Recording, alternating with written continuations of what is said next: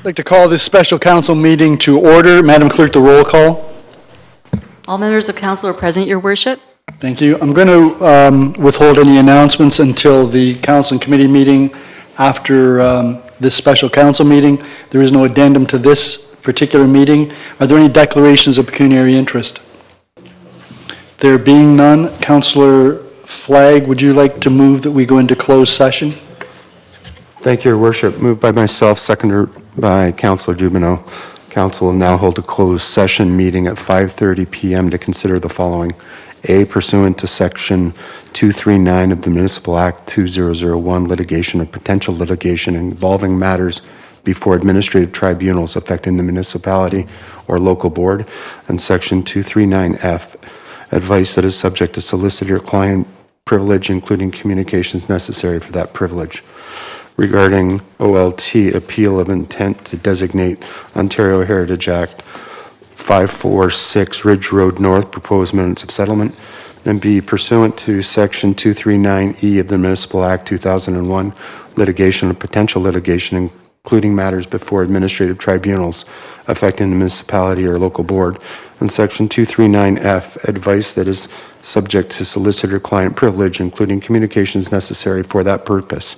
Regarding OLT, appeal of denial of the demolition permit, Ontario Heritage Act 477 Ridge Road North, proposed minutes of settlement. Thank you. Councillor Flagg, I'm going to suggest that we make that 5:32 because that's where we are right now. You got it. And that would be 5:32 p.m. Yep. As opposed to a.m. Yes. Any questions or comments? All those in favor? None opposed, that is carried. So we're going to go into closed session.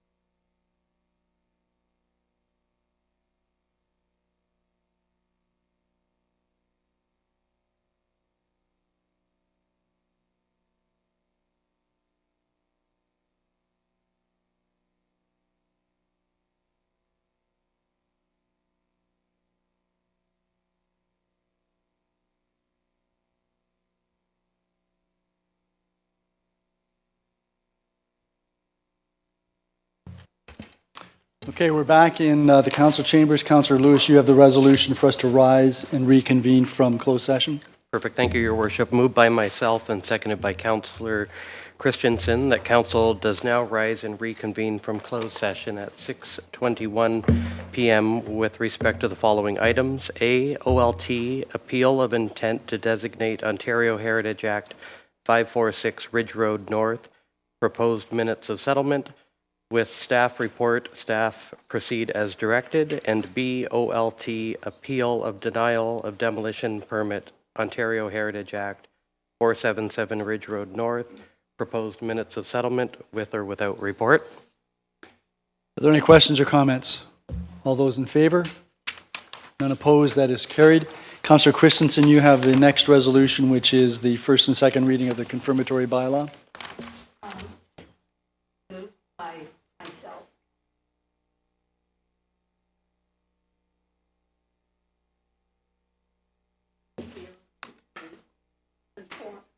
Confirm the actions.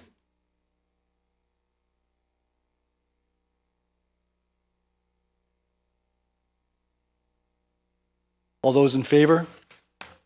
None opposed, that is carried. Councillor Noyes, you have third and final reading for the confirmatory bylaw. Thank you, Mayor. Moved by myself and seconded by Councillor Dubanow that bylaw number 1-2023 is given third and final reading to be signed by the mayor and the clerk under the corporate seal. All those in favor? None opposed, that is carried. And Councillor Dubanow, you have the motion to adjourn the special council meeting. I do, Your Worship. Moved by myself and seconded by Councillor Flagg that council adjourns at 6:22 p.m. to reconvene into a regular meeting of council on January 23rd, 2023. All those in favor? That is unanimous. Okay.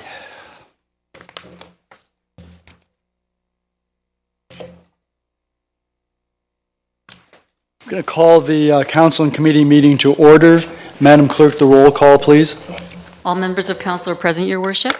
Thank you. There is an addendum that relates to report PDS 03-2023, and that is the schedule to the conditions of draft approval, which adds a provision for a $50,000 allocation for additional tree planting, and we'll deal with that when we get to that report on the agenda. A couple of very brief announcements. The first has to do with the Christmas storm that occurred in at the end of last year between December 23rd and December the 26th, 2022. I want to thank the town staff, and that includes the fire department and all the volunteers, Canadian Niagara Power, the Salvation Army, the Red Cross, all of the volunteers in the community that assisted, including the snowmobilers who provided assistance to us, and all of the neighbors who assisted their relatives, their friends, their neighbors through the very difficult times of December 23rd to the 25th in particular. I did want to point out that we've had continuing dialogue with the Ontario Management Board, Emergency Management of Ontario, and also the region, and we'll be doing a debrief session. We've received a number of comments from residents, from other government agencies with respect to the emergency, and so we will be doing a debrief. The councillors will be involved in that. It will be a public process that will help us to design any improvements to the emergency plan that the town of Fort Erie has and has been in existence for many years. And that will include aspects relative to logistics and relative to communications in particular, and make sure that there are continuing communications and collaboration between the municipality, the region, our sister municipalities in Niagara, and Emergency Management Ontario. So there'll be more for that to come. I believe that at the beginning of February there will be a formal process involving Emergency Management Ontario, and so there'll be more for that to come. Are there any? Second thing was at the beginning of January, end of December, beginning of January, a team from Denmark, two actually high school, or yeah, I guess he'd be high school students, hockey players, came to Canada. It's part of a tradition that began in Fort Erie through Ridgeway Minor Hockey 28 years ago. This year, was the first time that the exchange was able to take place since 2019, and it was the turn for the team from Denmark to come to Fort Erie. Next year, a team from Fort Erie will be going to Denmark, but also a team from Denmark will be coming here to try to get them back onto the schedule that was disrupted as a result of the pandemic. It's a fantastic program. The youth that come here are billeted in homes of hockey players and their parents, and when our youth go to Denmark, similar type of exchange occurs.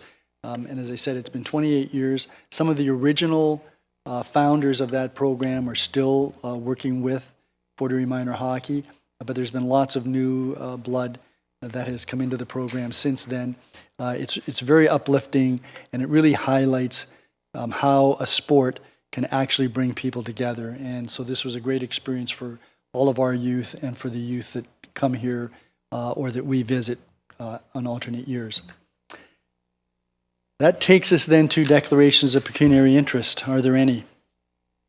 If there are none, some upcoming public meetings. We've got some budget meetings this Wednesday, January the 18th at 2023. Council and Budget Committee meeting number 2 will be water and wastewater operating budget.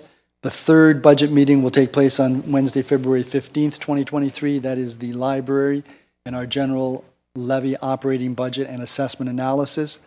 If a fourth meeting is required, it will take place February the 22nd, 2023.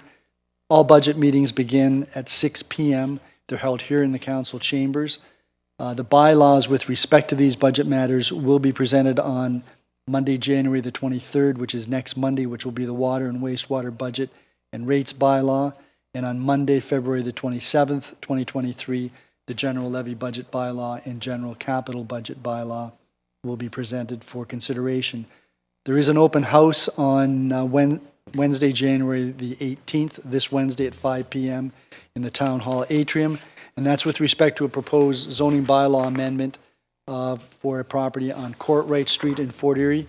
And there's a further open house on January the 24th, which is a Tuesday. That's at 5 p.m., again in the Town Hall atrium, and that's relative to a proposed zoning bylaw amendment for property located at 4409 Erie Road.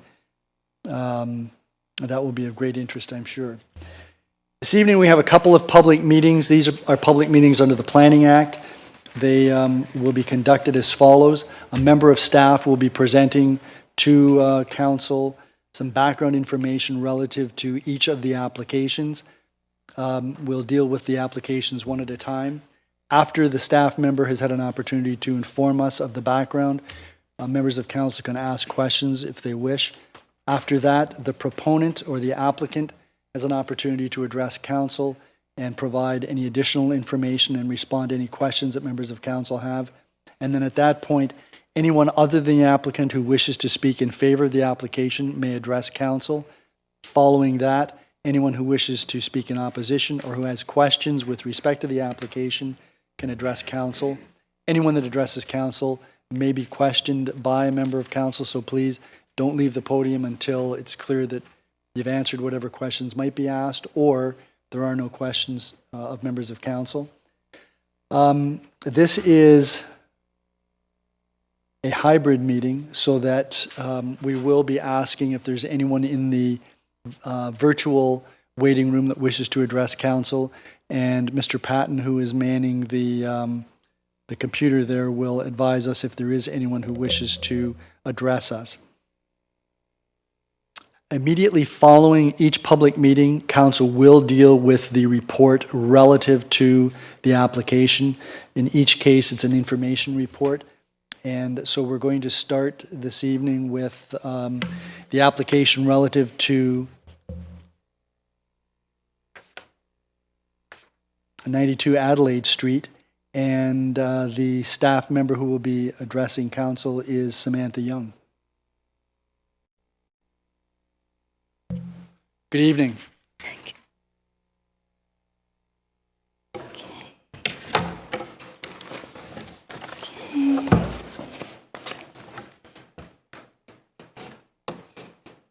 This is the first meeting that you've addressed us, Yes. so I hope you're not nervous. Trying not to be, Good, okay. in all honesty. All right, thank you, Your Worship.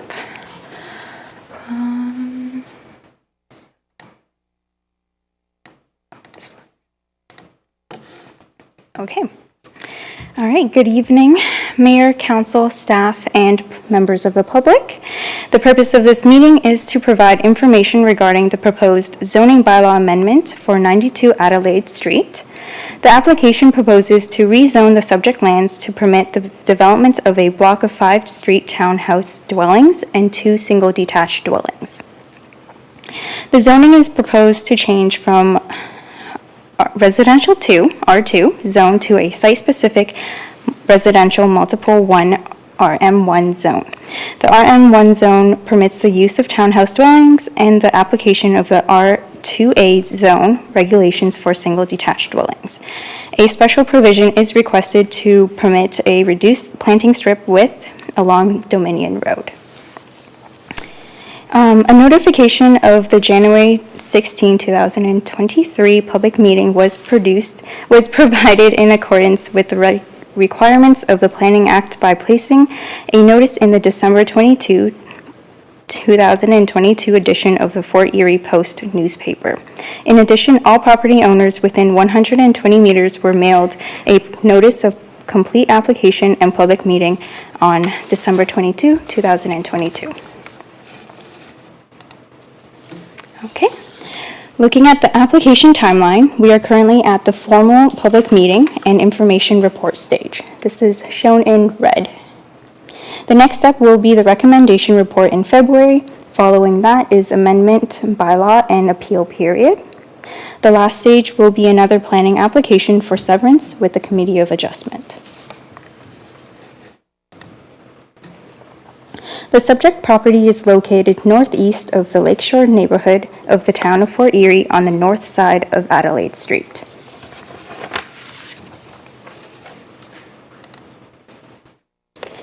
The development site is approximately 2,520 meters squared in size. The land uses surrounding the subject property are primarily residentials. On the north side, here, there are single detached dwellings, triplex, townhouses, and the Dominion Road. On the south side, there are single detached dwellings. On the east side, there are single detached dwelling, open space, the old Fort Erie historical landmark, and Adelaide Street. And on the west side, there are single detached dwellings. All right, the subject property is designated urban residential in the town's official plan. Lands with this designation are intended for a variety of housing forms, including single detached dwellings and townhouses. The subject lands are located within an area identified as having archaeological potential and is within the War of 1812 sensitive zones in the town's official plan. A stage 1 and 2 archaeological assessment was completed as part of the zoning bylaw amendment approval process.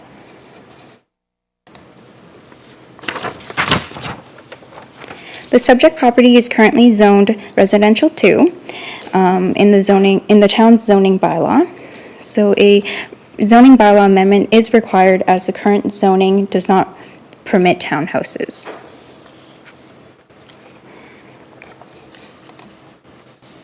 Okay. The proposed new zoning will be a site-specific RM1 zone that permits townhouses and single detached dwellings. The following special provision is for the reduced planting strip of 3.82 meters along Dominion Road, highlighted in red there. The standard RM1 zone requirement is 4.5 meters abutting a street. Here is a front-facing rendering of the proposed townhouses.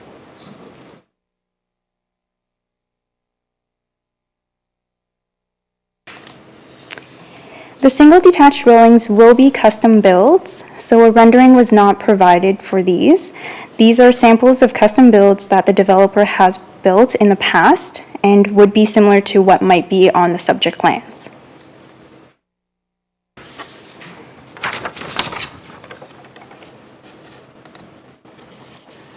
Here is an image of the current subject property looking east from Adelaide Street. As we can see, there is a little bit of pooling where the dwelling used to be. Staff notes that drainage will be dealt with through a consent application for severance with the Committee of Adjustment.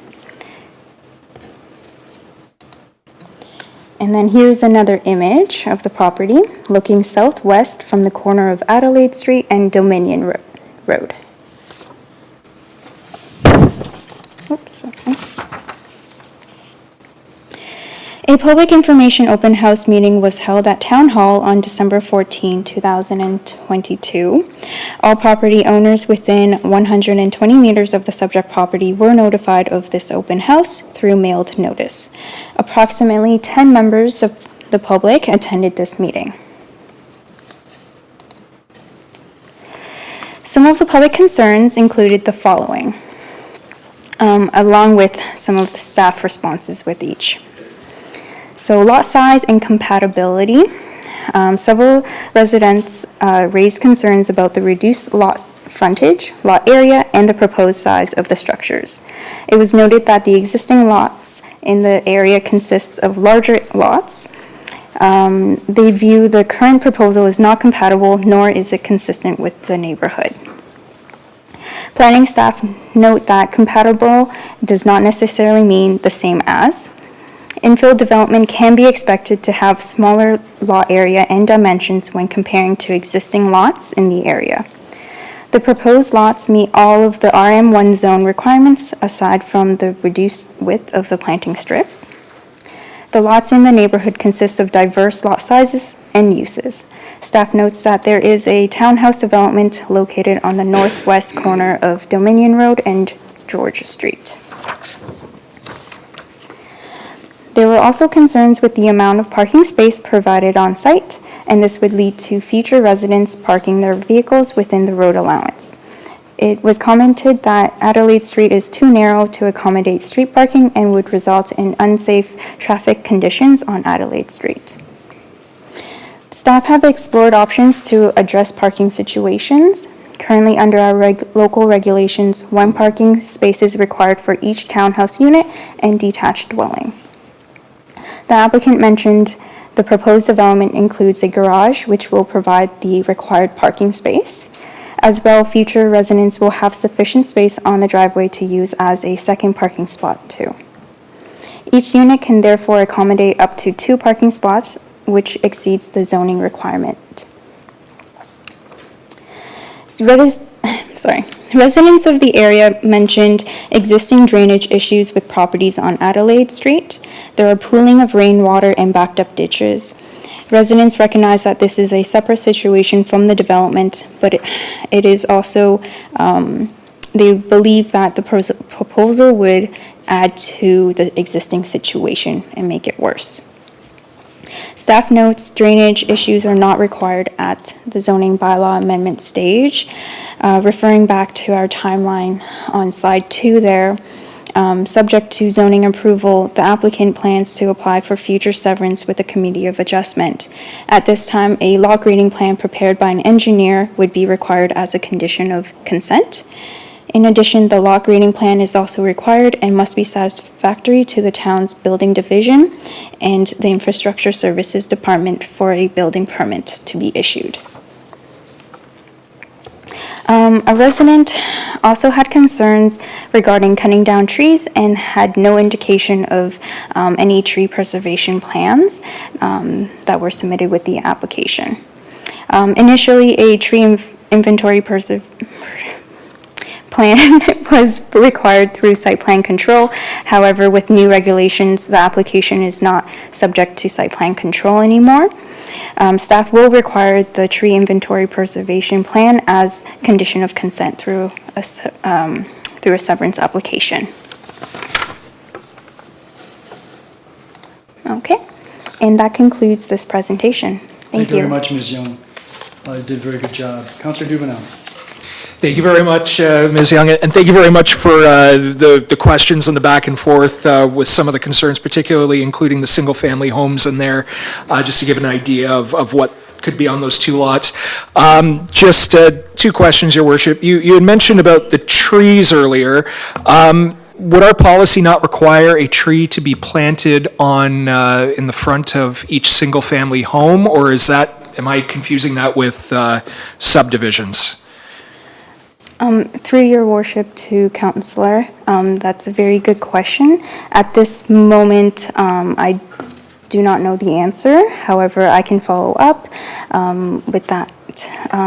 But I do know right now that it's not under their requirement to provide that information. And that's fine, Your Worship. We can get that for the recommendation report. The second question, Your Worship, there was some discussion with parking, and I think it was more specific to the townhomes, single-car driveway, garage, 2 parking spaces there. The 2 single-family homes that would be proposed for these lots, I think some of the renderings there, are we envisioning like double driveway, 2-car garage type situations for these homes, or are we talking more narrow driveways, just for the parking side of things, Your Worship? Joan? I think to some extent Appendix 2 provides some indication of the size of the driveways, and Yeah, I think they were double car. I just wanted to get some clarification just to... Through your worship, looking at the site plan, it is proposed to give 13 meters for the driveway width, but I would also like to defer this question to the applicant, as he may be able to provide more information on that. That's perfectly fine. Thank you very much, and again, thank you for first time up here. You did good. Thank you very much. thank you. Councillor Noyes. Thank you, Mayor Redekop, through you. You did a really good job, so congratulations on your debut. Thank you. My question is about a little bit about the parking, and I know this isn't part of I think it's more of an educational thing, and I've said this in other situations with these new subdivisions. Parking does become a problem because people don't know the rules. Even though it says a planning staff confirm with the municipal law enforcement officer there are no restrictions, there are restrictions. Within 1.2 meters of every driveway, you can't park. I don't know if the general public knows that, but I'm just wondering if when we do a report that we should basically say, but remember, no one can park within 1.2 meters of a driveway. I think I think I'm correct on that. So it basically would prevent anybody parking on the road in front of these townhouses, because there's no room. Doesn't prevent them from parking on the other side of the road, because where the trees are and stuff, that's not developed. But I would just encourage that be somehow communicated to who's ever buying the lot that yes, you can't park on that side of the road. That may alleviate some of the concerns. The other thing is what about the sidewalks? The other thing I get down in, we've had a lot of development in Black Creek and Stevensville, is that when the sidewalks go in, they eat up a big part of the driveway. So, you can, if your car, is there going to be enough room when the sidewalk is in, then you've decreased the distance, right? Like they're not supposed to park on the sidewalk, and they're not supposed to have their trunk sticking out over the sidewalk, even though the tires aren't on the sidewalk. They can't occlude the sidewalk at all. There's a question in there, and the Yeah, question I'm just saying, is the distance that you're suggesting, is that going to be adequate once the sidewalks are in? I would imagine there's going to be sidewalks.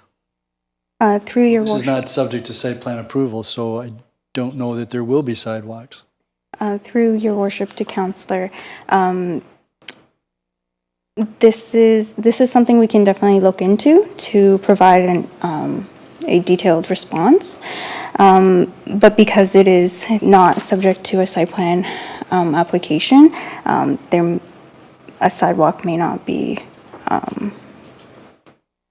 required at this point. But definitely it will be something that we'll look into and provide further information at the recommendation report. Thank you, and I'm just, again, with the sidewalks, whether it's site plan approved or not, there still may be sidewalks, regardless, if the developer pays for it or we pay for it. So I'm just wondering if that can somehow the distance, if it's anticipated there's going to be sidewalks regardless of who pays for it, that there's going to be enough distance. Thank you. Okay. Any other members of council? So Councillor Flagg. Thank you, Your Worship. On slide 13, the previous slide, it indicated that the trees would be cut down without. Should that be not cut down without? Oh, sorry, 1 second. Oh, boy. Okay, sorry. So for slide 13, Slide 13. here. So residents had concerns that there would be trees that are cut down without any sort of tree preservation plan in Yes. place. That was the concern. And is the answer that there will be a tree preservation plan? Yes, it Thank will you. be required through the Committee of Adjustment. Okay. Anything further, Councillor Flagg? No, thank you. Anyone else? So just for clarity then, I believe Councillor Noyes' point is that as a condition for the rezoning, we might be able to require sidewalks to be installed. I think that's her point. Okay. You can look into that and then advise us in the recommendation report. And then, but the overriding point is that if that's a site plan approval function, Bill 23 says that because this is fewer than 10 units, there is no site plan oversight by the municipality. Is that correct? Yes, through your worship. You'd also provided us a slide that showed at the beginning of your presentation with some timelines in various dates, all of which seem to be quite compressed, but that also is as a result of provincial legislation. Is that correct? Yes, that's Bill correct. 109. Okay, which requires the municipality to respond within certain timeframes, failing which the municipality could be penalized. That's correct. Okay, thank you. Thank you very much, Ms. Young. So that then takes us to the applicant or the applicant's agent, if they wish. Good evening, sir. Good evening, Mr. Mayor. Craig Rowe from Upper Canada Consultants. Please proceed. He's just pulling the slides up. Ms. Young did a really good job, almost too good. Covered a lot of stuff that I was going to go through, so I'll be a little bit more expeditious with my run-through of my presentation here and maybe talk about some of the questions that were just raised and provide a little bit of an overview about the development as soon as we can get that up on the screen. Oh, I get a keyboard. Oh, I get to do this myself. Oh. Awesome.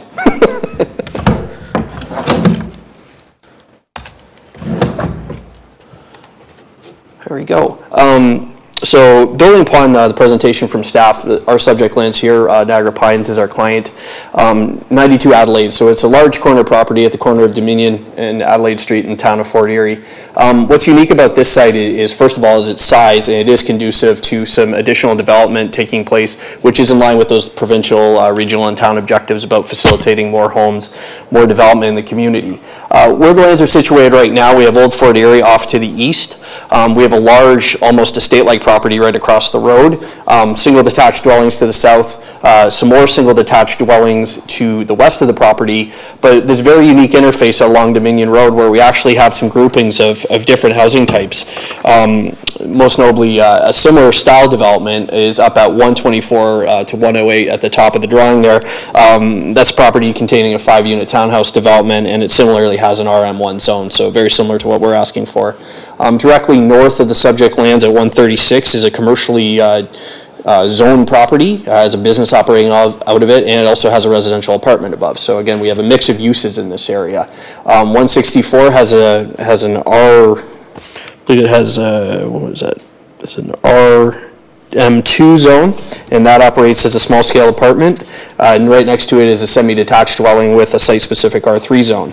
And then very at the bottom in the western corner, we have another block of street townhouses. So certainly the consideration of street townhouses on this property is in keeping with the general character of the area. There is indeed a mix of uses. It's not strictly limited to single detached dwellings. So we felt that was important to characterize the property with. Here's some pictures of the subject lands, albeit in much nicer weather, which will probably help us get a better look. We're looking southwest currently, so this is 80 Adelaide. This is our immediate adjacent neighbor to the south. And then we have 163A Dominion Road. So, these pictures were taken just as a lot of the road work was being completed by Niagara Region out there on Dominion Road. So this is just demonstrated. We have a good deal of flankage out along Dominion and then our frontage out along Adelaide. This is a little closer on site, so you can see that existing dwelling has been demolished. There's also a pool and a shed. All of those items have been removed from the property and backfilled. You can see this existing ditching along the front here, which forms part of the municipal boulevard, and then a couple sporadic trees that are on site. Here's another angle of it. This is looking southeast.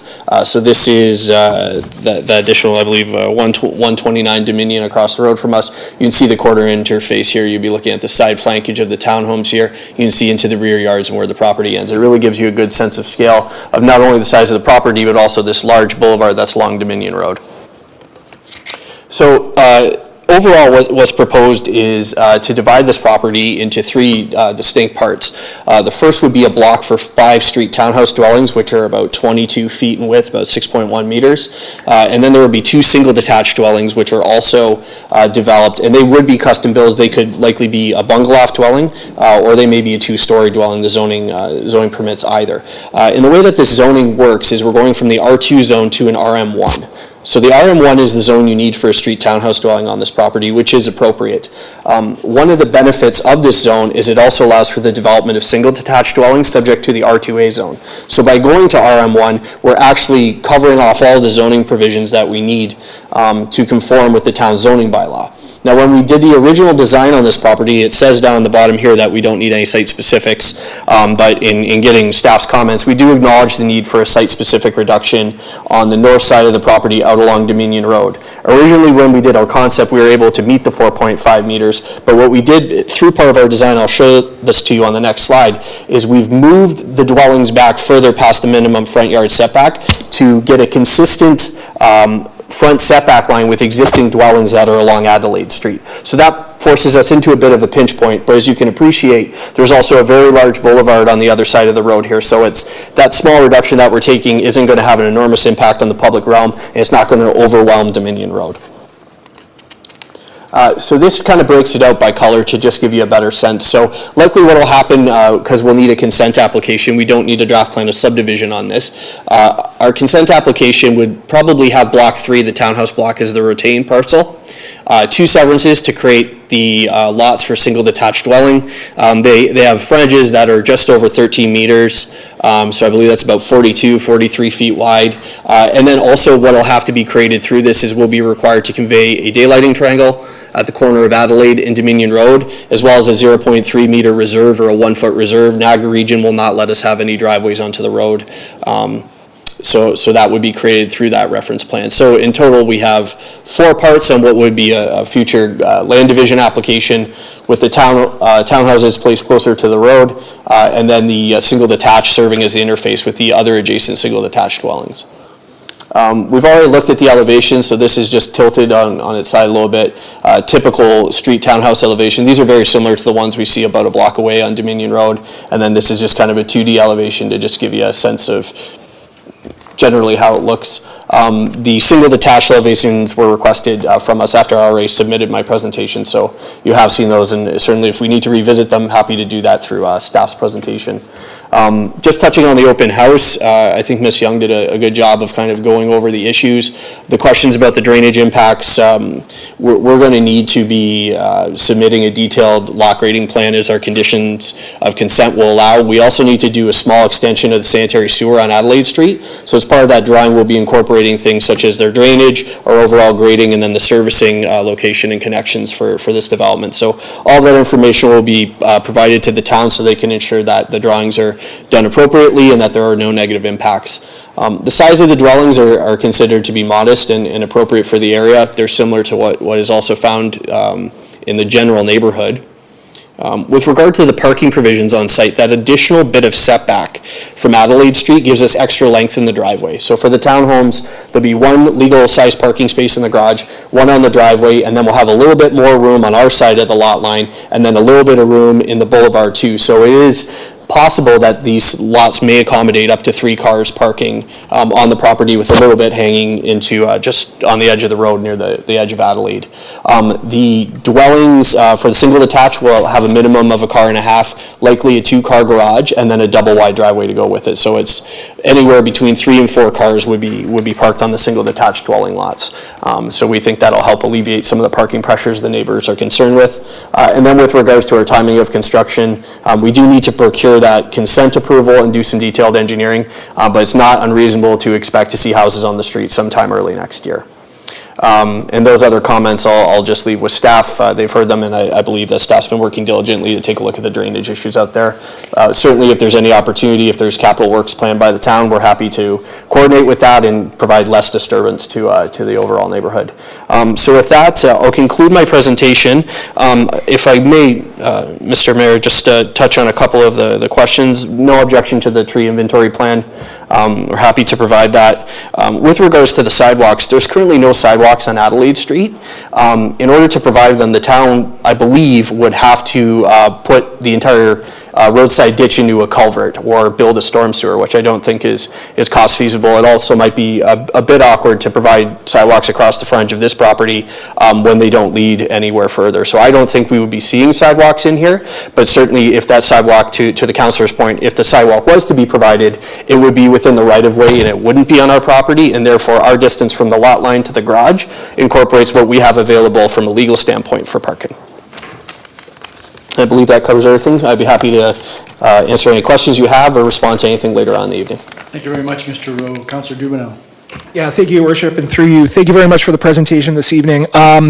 Just going back to the point I asked Ms. Young earlier, are you planning to put like landscaping, trees, or any of that in front of the townhomes or the single-family homes once they're constructed? Through you, Mr. Mayor, the typical requirement, as our block 3 for the townhouses would be the retained lot likely, we would be required to provide a street tree for both lot 1 and 2 of the singles.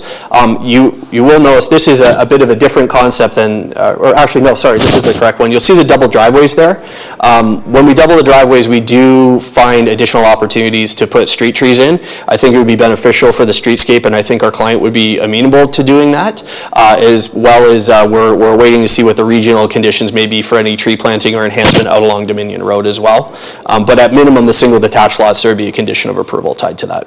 Very good. And if I may ask one other question, Your Worship, just from looking at the report here, it says that the townhouse units, at least right now, are kind of, it looks like about the 960, between 930, 960 square feet.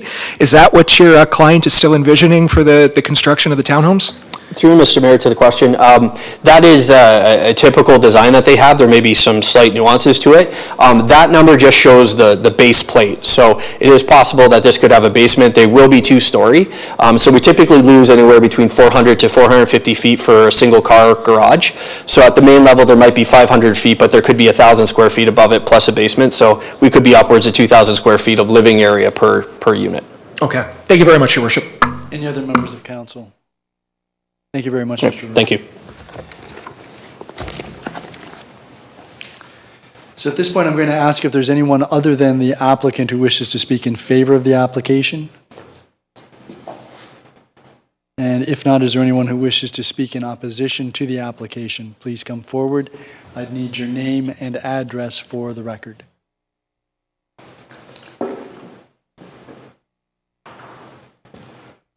Good evening. Good evening. Mayor, Councillor, my name's Dan Bradhagen. I live at 163 Dominion Road. I'm not in favor of the application. I believe that if they build the massive structure on the corner of Dominion and Adelaide that they're looking for, I'm going to lose my privacy. That's in my backyard. I'm going to lose the daylight on the orchard I just planted. And I'm going to be swamped out when they build this massive structure with the drainage issues that we currently have. Those are my concerns, and those are my opposition points. Thank you. And so those are concerns that the staff will make note of. Council has certainly heard what you've had to say in terms of your concerns.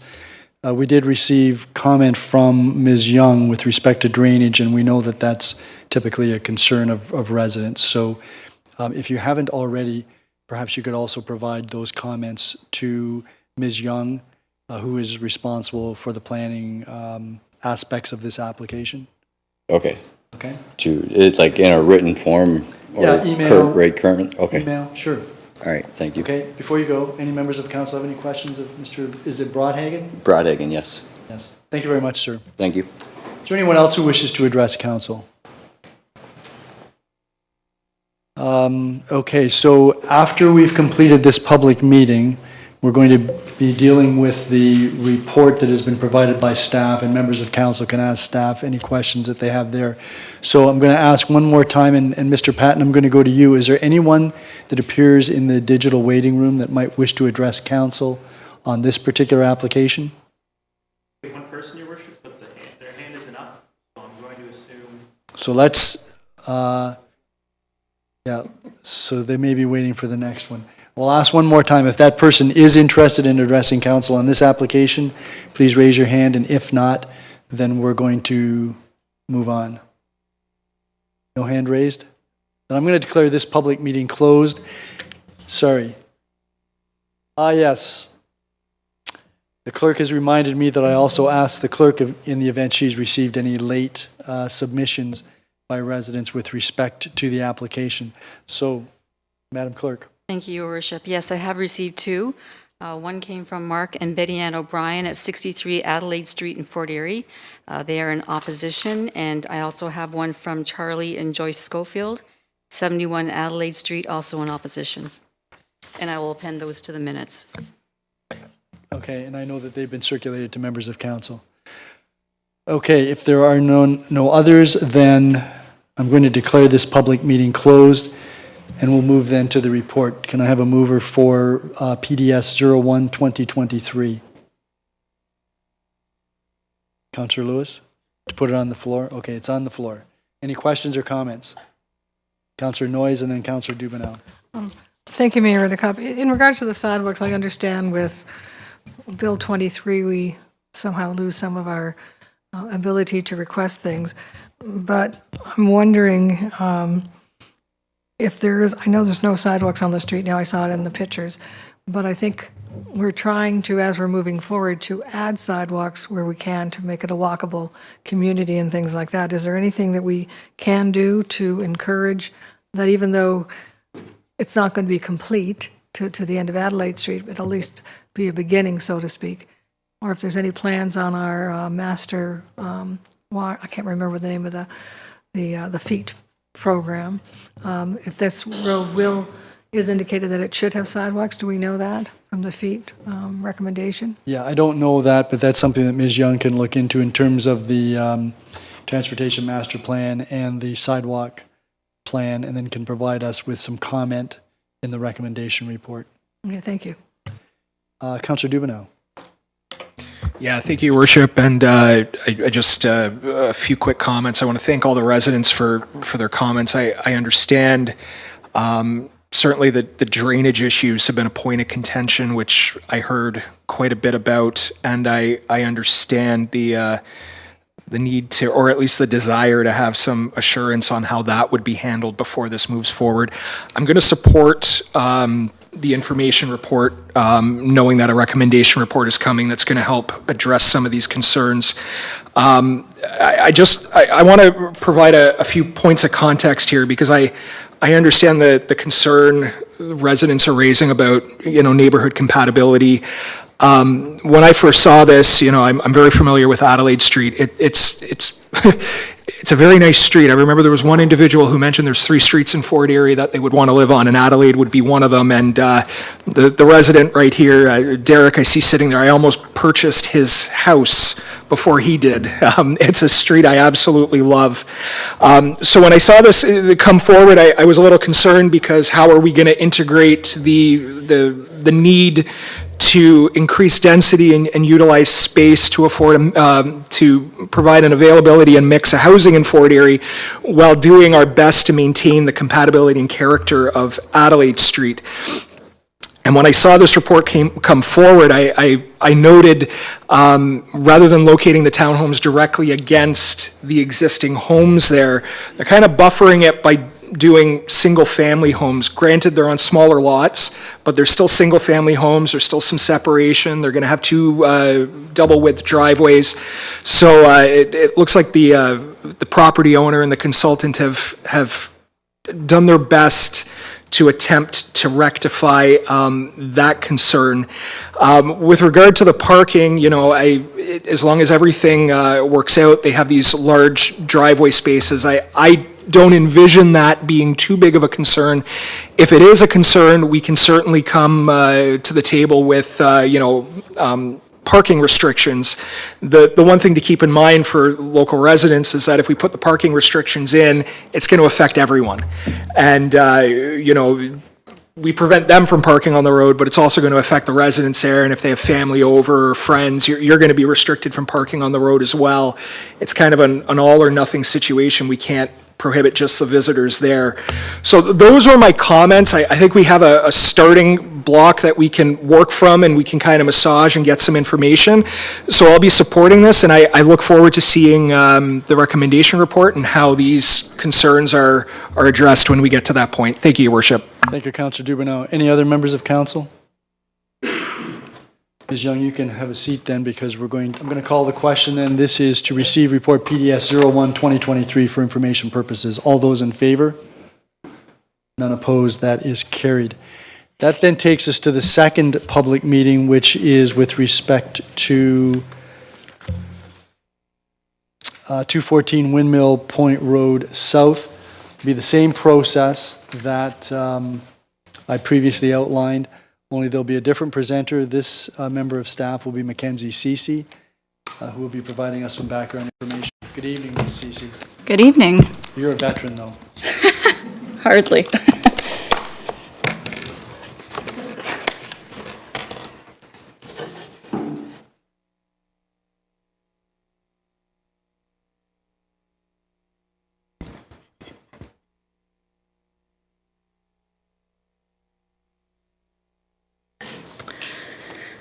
Thank you, Your Worship, and good evening, Mayor, Council, staff, and residents. The purpose of this public meeting is to provide information regarding a proposed combined official plan and zoning bylaw amendment for the lands municipally known as 214 Windmill Point Road South. The owners are Joseph and Irene Moore, and the agents are Stephen Rivers of South Coast Consulting and Lee White of PLW Planning and Environmental Consulting. The combined official plan and zoning bylaw amendment application proposes to amend the town's official plan and zoning bylaw to facilitate the creation of 3 new residential lots. Notification of the January 16th, 2023 public meeting was provided in accordance with the requirements of the Planning Act by placing a notice in the December 22nd, 2022 edition of the Fort Erie newspaper.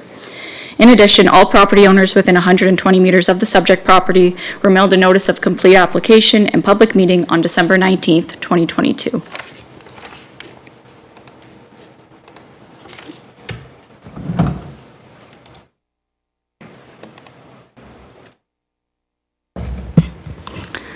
This slide shows a timeline of the development application process. We are currently at the public meeting and information report stage, which is highlighted in red on the timeline. Following the public meeting and receipt of the information report, staff will bring a recommendation report forward for Council's consideration on February 13th, 2023. Staff note that the subject property was subject to a previous minor variance application in May of 2022. The decision of the Committee of Adjustment was appealed to the Ontario Land Tribunal. A hearing was held on December 14th, 2022. The case remains with the Ontario Land Tribunal and a decision has yet to be made. Staff note that this combined official plan and zoning bylaw amendment was submitted separate from and after the minor variance application. Staff recognize the contentious nature of the minor variance application, but would like to note that tonight's presentation and public meeting relates to the combined official plan and zoning bylaw amendment to facilitate the proposed lot creation and not the previous minor variance application.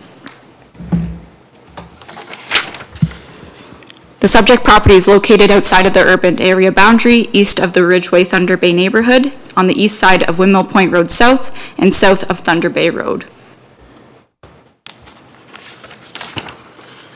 The subject property is approximately 11.51 acres or 4.66 hectares in size, with approximately 130 meters of frontage on Windmill Point Road South. The property contains one single detached dwelling and a corresponding septic system. The following summarizes the land uses surrounding the subject property. To the north, there are single detached dwellings, a significant woodlot, and an associated vegetation protection zone. To the south is Windmill Point Lane West, single detached dwellings, and Lake Erie. To the east, we have single detached dwellings in Lake Erie. And lastly, to the west, we have Windmill Point Road South, single detached dwellings, and a provincially significant wetland. Here's an image of the subject property looking southeast from Windmill Point Road South.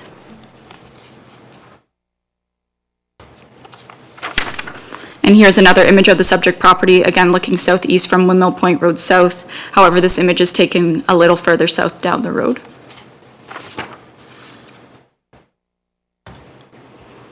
The majority of the subject property is designated rural in the town's official plan. Reserved uses of the rural land use designation include, but are not limited to, agricultural of all types, agriculturally related uses, parks, conservation clubs, the conservation of wildlife and forest, and non-agricultural development, including residential development. Lot creation is permitted subject to the following policies under the town's official plan. So the minimum lot size should be 0.4 hectares with a minimum lot frontage of 46 meters. It should be that the lot does not adversely affect the integrity or efficient management of natural heritage resources, that the new lots are of a sufficient and suitable size, and that there are suitable soil conditions to support private water and waste disposal, and lastly, that the proposal meets the definition of an infilling lot in accordance with the town's official plan. The portion of the property adjacent to the Lake Erie shoreline is designated environmental protection in the town's official plan. These lands are also designated as a natural hazard in accordance with Schedule C1 of the official plan. And these designations correspond with the floodplain that is associated with the Lake Erie shoreline. The proposed lot creation is located outside of these land use designations. In accordance with Schedule C of the town's official plan, the eastern portion of the property is located within an environmental corridor that is associated with the Lake Erie shoreline. Further, the majority of the northern property line is impacted by a woodland over 2 hectares. The proposed lot lines are outside of the natural heritage features. The majority of the subject property is zoned rural zone in accordance with subsection 8.4 of the town's comprehensive zoning bylaw. Permitted uses of the rural zone include agricultural and agriculturally related uses, parks, conservation clubs, kennels, pet daycare establishments, the conservation of plants and wildlife, one single detached dwelling, one accessory apartment dwelling, home occupations, and uses, buildings, and structures accessory thereto. The minimum lot frontage requirement for rural lots with single detached dwellings as the principal use is 46 meters. Further, the minimum lot area requirements are 1.4 hectares or 0.4 hectares if a hydrogeological study or assessment is undertaken to demonstrate that a private septic system can be accommodated or achieved on a lot with an area less than 1 hectare. The portion of the subject property adjacent to the Lake Erie shoreline is zoned hazard zone in accordance with subsection 34 of the town's zoning bylaw. The zoning corresponds with the floodplain that is associated with the Lake Erie shoreline, and the proposed lot creation is located outside of the hazard zone and lands regulated by the Niagara Peninsula Conservation Authority. The applicant is proposing to create 3 new lots for residential development, shown as parts 2, 3, and 4 on the sketch. Part 1 denotes the retained lot, and this is proposed to maintain the existing dwelling that is on the property. The proposed lot areas comply with the zoning bylaw. A hydrogeological assessment was submitted with the application and supports the lot creation based on the proposed lot areas. However, the lot frontages of the proposed and retained lots do not comply with the 46-meter lot frontage requirement under the zoning bylaw. The proposed lot frontages and areas are noted in the table that is provided on this slide, with the red figures being the provisions that do not currently comply with the zoning. In order to facilitate the severance of parts 2, 3, and 4, the applicant is requesting an amendment to the official plan as the proposed and retained lots do not comply with the lot frontage requirement of 46 meters and do not comply with the definition of an infilling lot. The applicant is also requesting to amend the zoning bylaw to seek site-specific zoning relief to address the lot frontage deficiencies, again because, as highlighted in red, they are not complying with the 46-meter zoning requirement. An informal public information open house for this application was held on September 20th, 2022. All property owners within 120 meters of the subject property were notified of the open house via mailed notice. The open house was attended by town staff, the agents, and 15 area residents, and written comments were received from 2 additional area residents in advance of the open house. A number of concerns were identified by area residents, which are listed on this slide, and I will discuss them in more detail. With respect to driveway relocation, concerns were raised by several area residents regarding the driveway that was relocated to the northern limit of Part 1. Area residents felt that the vegetation protection zone should be reinstated. Staff note that regional staff have requested for the driveway to be moved outside of the natural heritage feature and its associated vegetative protection zone, and continue to recommend that a landscape plan be prepared as a condition of the future severances to demonstrate how the entirety of the vegetation protection zone will be planted with native, natural, self-sustaining vegetation. With respect to property lines, a few area residents are disputing the location of the subject property's property lines adjacent to the Lake Erie shoreline. Staff note that the determination of property lines is a civil and legal matter. It is staff's understanding that the parties involved in the dispute have consulted and engaged their lawyers. With respect to the Fowler's Toad, area residents raised concerns with respect to the Fowler's Toad, noting that the proposed development would limit the movement of the toad to and from the shoreline of Lake Erie, and that the owners are altering the beach and the toad's habitat. Staff note that the proposed lot creation and resulting residential development are located outside of the environmental corridor, as identified on Schedule C of the town's official plan. Residents are encouraged to contact the Ministry of the Environment, Conservation and Parks to obtain more information or to report sightings or suspected illegal activity. With respect to the ownership of the subject property, concerns were raised by several area residents regarding the ownership. Staff have received a copy of the parcel register for the subject property and can confirm that Joseph and Irene Moore are the sole registered owners of the subject property. With respect to proposed lot frontages, the number of lots, and the size of future single detached dwellings, concerns were raised by a few area residents regarding the number of proposed lots, noting that 2 lots that comply with the lot frontage requirement of 46 meters could be created rather than 3. Concerns were also raised regarding the proposed lot frontages and the size of the future single detached dwellings that can be built. Staff note that property owners have the right to submit development applications under the Planning Act. The decision to approve or deny an application is subject to the town council, and each application is assessed individually based on its merit with respect to provincial, regional, and town policies. Staff will consider these comments when formulating their future recommendation to council. With respect to the size of the future dwellings that can be built on the proposed lots, should this proposal receive the necessary approvals, future dwellings would be subject to the standard setback, height, and lot coverage provisions under subsection 8.4 of the zoning bylaw. Lastly, with respect to drainage, owners of a property located south of the subject property on the opposite side of Windmill Point Lane East raised a concern regarding drainage, noting that the storm culvert at the end of Windmill Point Road South backs up during heavy rainfalls, and that the proposed development would exacerbate this issue and result in flooding on the adjacent roads or their private property. Following a review of records, staff observed one report/complaint from the property owners dated November 29, 2019, wherein storm debris blocked the outlet of a concrete storm drain.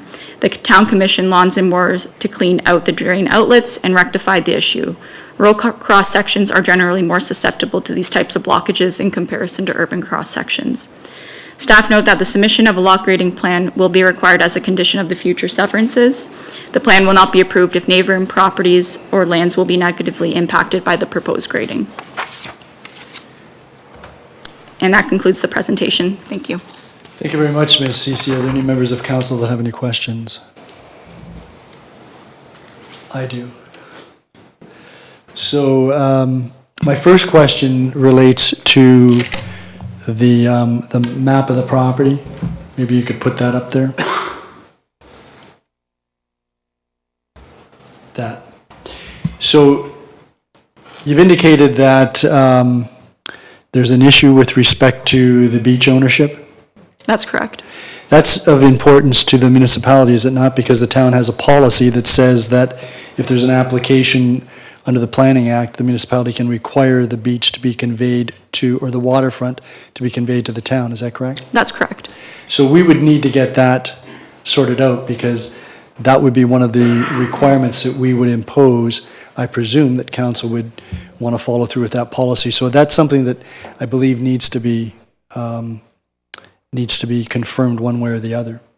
That's correct, and that would be, that those lands would be taken as a condition of the consent. So we would be able to ask for the applicant to provide the necessary documentation or legal documentation to essentially demonstrate that those lands are theirs and that the town would essentially be acquiring those lands.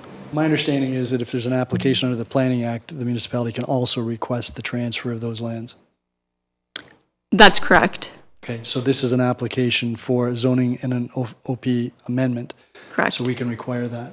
Okay, so that would be one concern I would have. Second is, with respect to the acquisition of this property, you have indicated that there was a search or sub-search of the title to confirm who the owners are. Any indication as to when the property was acquired by the current owners?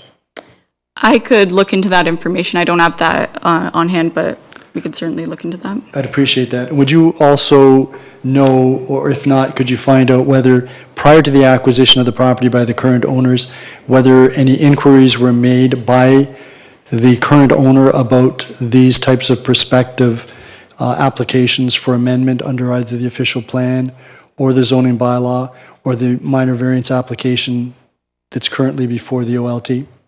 We could certainly look into that. I don't have that information on hand, but we could look into any correspondence related to that. Thank you. And you've indicated that one of the requests by the region, I believe it is that the current driveway should be moved? That's correct. And that would have some implications with respect to potential lot frontage? That's correct. So Part 1 is currently just under 30 meters, and the vegetation protection zone that's associated with this significant woodlot is 30 meters, and it essentially follows, that significant woodlot follows the north property line. So within that 30 meters, there could be no driveway or any development. They're also recommending that an environmental protection designation or zoning be applied as well, so that'd be something we'd be looking at as well.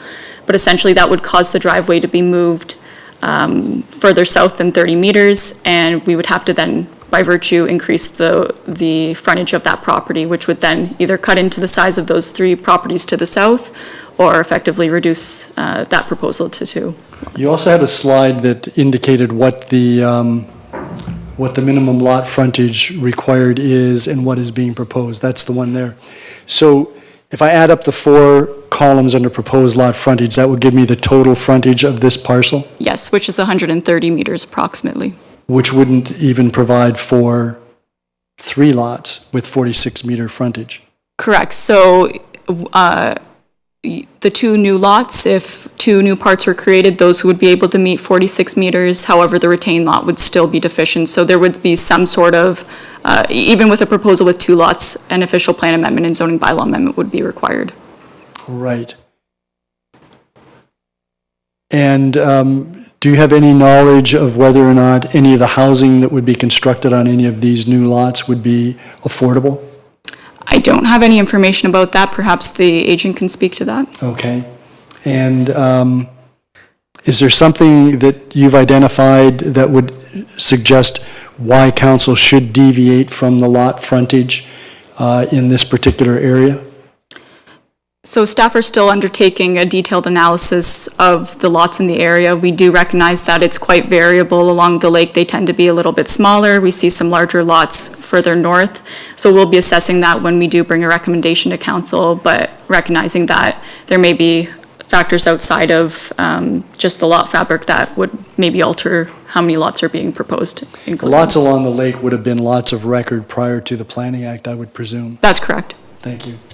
Thank you very much, Ms. Ceci. I appreciate your information. You're Any welcome. other members of council? Councillor Noyes? Thank you, Mayor. Redekop. I'm looking at the picture on slide 10 that you have up and also the slide 4.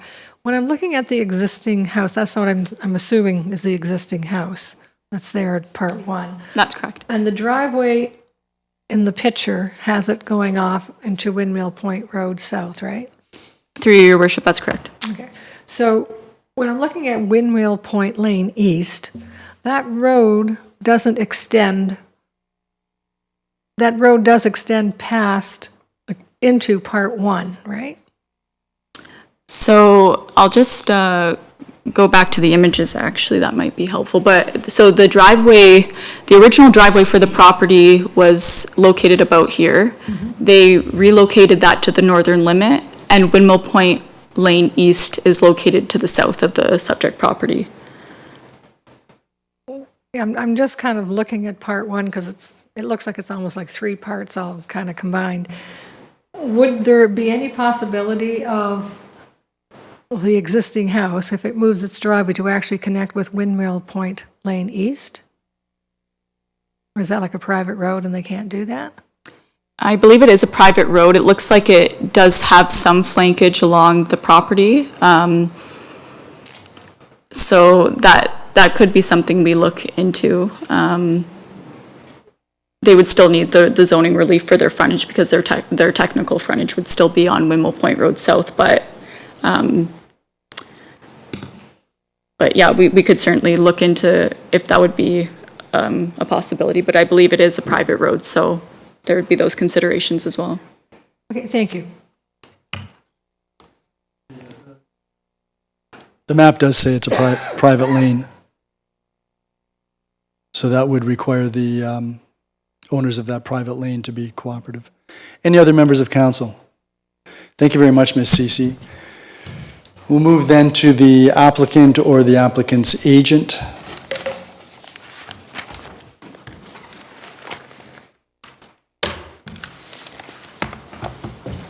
Good evening, Mr. White.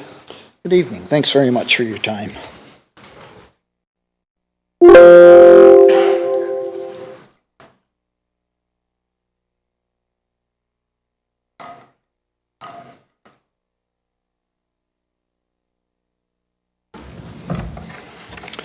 Thank you very much, Mayor and members of council.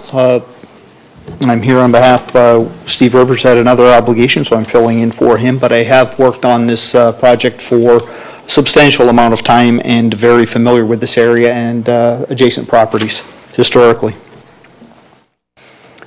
So we're just moving on, just a high-level summary. The staff has addressed the majority of these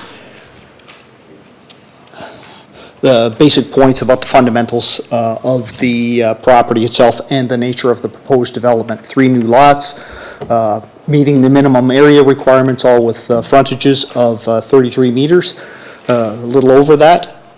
A retained lot being about 3.5 hectares with a 29.5 meter frontage, and the severed frontages being as large as was possible in order to maintain this nature of development. So the existing parcel, as was mentioned, on the east side of Windmill Point Road South, total of 4.7 hectares with 130 meters of frontage.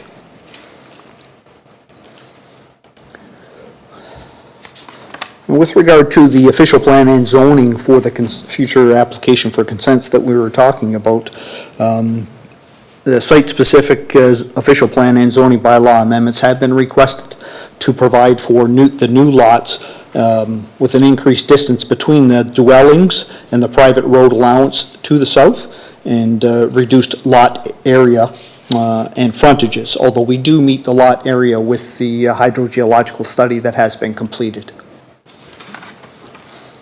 This is the survey of the parcel and shows the driveway that is in question. I can, based on conversations with the current owner, he had previously requested access to the private private road to the south to access that for a driveway, and was denied that at that time, so that has never been a possibility beyond that time. This configuration is also somewhat different from what was proposed at pre-consultation. Originally, at pre-consultation, we were going to leave the existing driveway where it was, right in the middle of the property, running straight to the rear. We had 4 lots along the Windmill Point Road there, but one being where the driveway is to the north right now. We were advised to modify that and present a concept that looks just like this, which we have done, to put the driveway where it currently is and to reduce the 4 lots to 3 lots. So we've got roughly 30 meters. This shows 29 and a half, but that, if necessary, could be increased to be 30 meters to be from that significant woodlot area. That is a possibility. That could be achieved by reducing the other ones very slightly and making them a little deeper to maintain that lot area.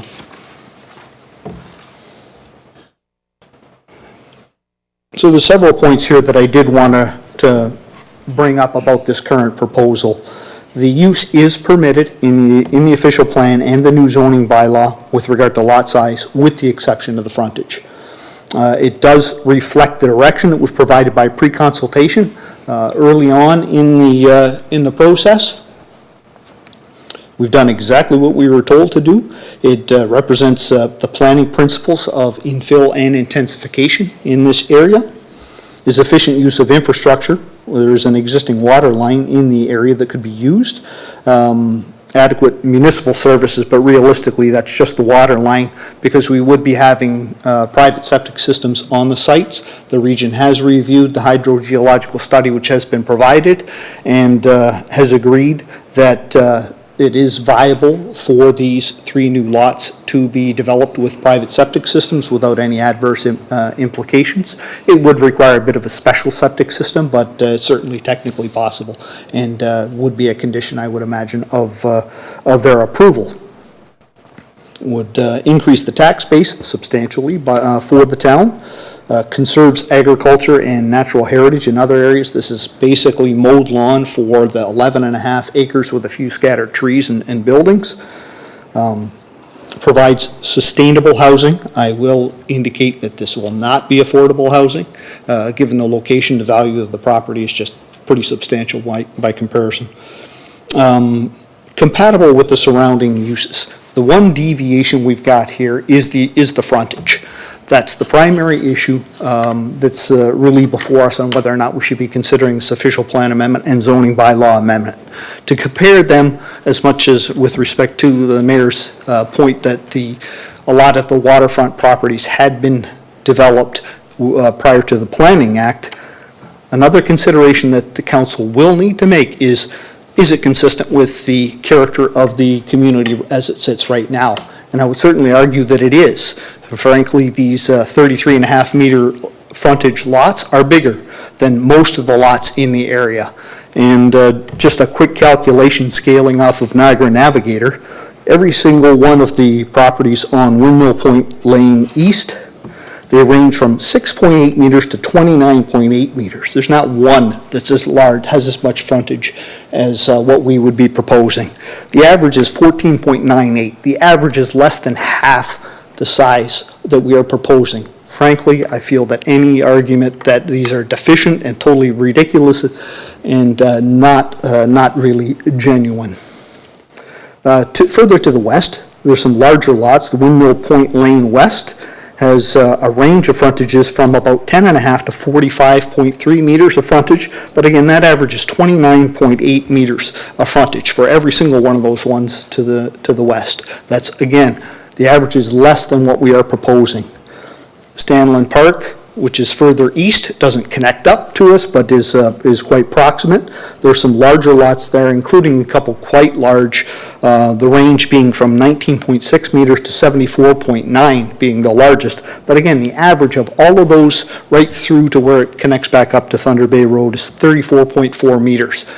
Within a meter of what we are proposing for the average. So I would certainly put forward that it's my opinion that what is being proposed is consistent with the character of the community, which is another official plan goal. Suggesting that they need to be significantly larger than they are, I don't really believe is the case. We believe that this does constitute good planning. Myself, Stephen Rivers, another registered professional planner, and staff have reviewed this, former and current. And the proposed new lots are not in the hazard area. There is a little bit of the floodplain that pertains to the southeasterly portion of the property, but nothing that is being proposed as part of these consents would be in the hazard area. I'll just skip over this one. Basically, we've given consideration to all of the provincial, regional, and local municipal planning policies and believe that it is consistent with those, and welcome any questions that you may have. Thank you very much, Mr. White. Do any members of council have any questions? So just to your point about these lots being more generous than the existing lots of record in the neighborhood, that does ignore the fact that there is an official plan that the town of Fort Erie has and that the region has, and that there's also a municipal zoning bylaw that would suggest that these parcels are not in conformity with those planning documents. I presume you agree with that. That's why we're here. We're proposing to amend them. And that's why you're here. Thanks very much, Mr. White. Is there anyone that wishes, other than the applicant, to speak in favor of the application? Is there anyone here that wishes to speak in opposition to the application? Please come forward, and if I could have your name and address, please, sir. Sure, it's for the name, it's Maloney, initial JP, appearing as counsel for Windmill Point Holdings Corporation. Excuse me, Windmill Point Holdings Corporation. So good evening, Mr. Mayor, members of council. I am a partner with the law firm of Sullivan Manny, and we are appearing on behalf of this corporation, which subsists of a number of different residents in the area who live adjacent to the proposed development, who have considerable concerns about what's being proposed. So on record, the corporation wishes to object to the approval of these applications, which are the focus of this planning meeting. Essentially, I'm going to relate to 4 different reasons as to why I think council should deny it. The first thing is more of a technical aspect, and something planning staff might need to consider further, is a question of whether this application is premature. As noted in the town's information report, there's provincial region town policy that intends to preserve rural lands, and that they are not necessarily the focus of growth as within settlement areas and within the urban boundary. The town has very specific and direct policies on how it envisions lot creation in the rural area. Our clients see no reason why these policies should be interrupted. Now, these official plans are not intended to be easily amended. And the town itself, the town's official plan contains specific policies and conditions upon which an OP can be amended. The first condition is the need for the proposed use. Now, there is certainly discussion, we hear this in the paper all the time, at the provincial level, which is now mandated amongst the municipalities, that there is more need for housing. There should be infill and intensification. But I would caution you that that is not absolute. The PPS and growth plan contains some policies that protect rural areas, but defer to what is appropriate to the town of Fort Erie. So it's almost like a made in the town of Fort Erie solution. I'm going to suggest that this application is premature because the region just recently approved, or the province approved, the region's official plan, particularly as it relates to, well, they did a whole official plan, as the mayor would know, and part of that was some slight changes to the rural policies. But the region's official plan the town's official plan has to conform with the region's official plan. So within the next year, the town has to amend its official plan to be consistent with, or in conformity with, the region's official plan. So that would include some of these rural lot creation policies, which will have to be examined by the town's planners to propose to this council as to how its official plan could be amended to address rural lot creation. So at that point, then the town staff can consider this from a more global perspective and say, how do we want rural lot creation to be considered? So what I'm suggesting to you is that a decision on that can be made with a whole lot more information, a real analysis, as to what the need is for rural lot creation in the rural area of the town of Fort Erie. So, and I understand that the town has had some discussions about, or town planning staff has had some discussions on how that's going to go. Bill 23 kind of changed some of that in terms of how the town relates to the region. Long and the short of it, I think a decision on this application is premature until all of that is said and done. And not in the vacuum of a one-off application that could set a dangerous precedent. And so that's more of the technical reason, but generally the second reason I'm going to put to this council is that our clients take the position that the rural landscape in this area should not be interrupted with additional residential development. Now, I'm respectfully going to disagree with my Mr. White on this. You have seen some of the comments that relate to flooding and the impacts on the local ecosystem, including the Fowler's toad. But our clients also want to protect the rural character of the area that they live in. This is a very well-established rural area that needs to be preserved, similar to what was discussed on the last application. The 46-meter requirement reduction down to what is being proposed is a rather significant reduction when you look at the grander scheme. Mr. White did try to compare frontages of the lots along the lake. I would say that's probably not a fair comparison because, as the mayor indicated, it is a legal non-conforming situation. And the idea is that legal non-conforming situations are something that you don't want to necessarily carry on with. So to use that as a comparable is not a fair consideration. What is a good comparable are the lots immediately across the street and the lots going north on up to Thunder Bay. The lots across the street are 60 meters. The next lot up is 60 meters. Then it goes to 100 meters. Then it goes down to 60 meters, all meeting the official plan policies with respect to lot frontage. So our clients are very concerned about how this could create a dangerous precedent, not only in this area, but other rural areas in the town. Approval of this application will become an example of how you could have a more dense rural development available in the town, whereas the existing policies, they make sense. It's more about infilling where there is existing development as opposed to introducing a new lot creation. So that's, overall, it's our client's position that this application should not be approved because of the rural character of the neighborhood should not be disrupted. The third and fourth point are rather quick.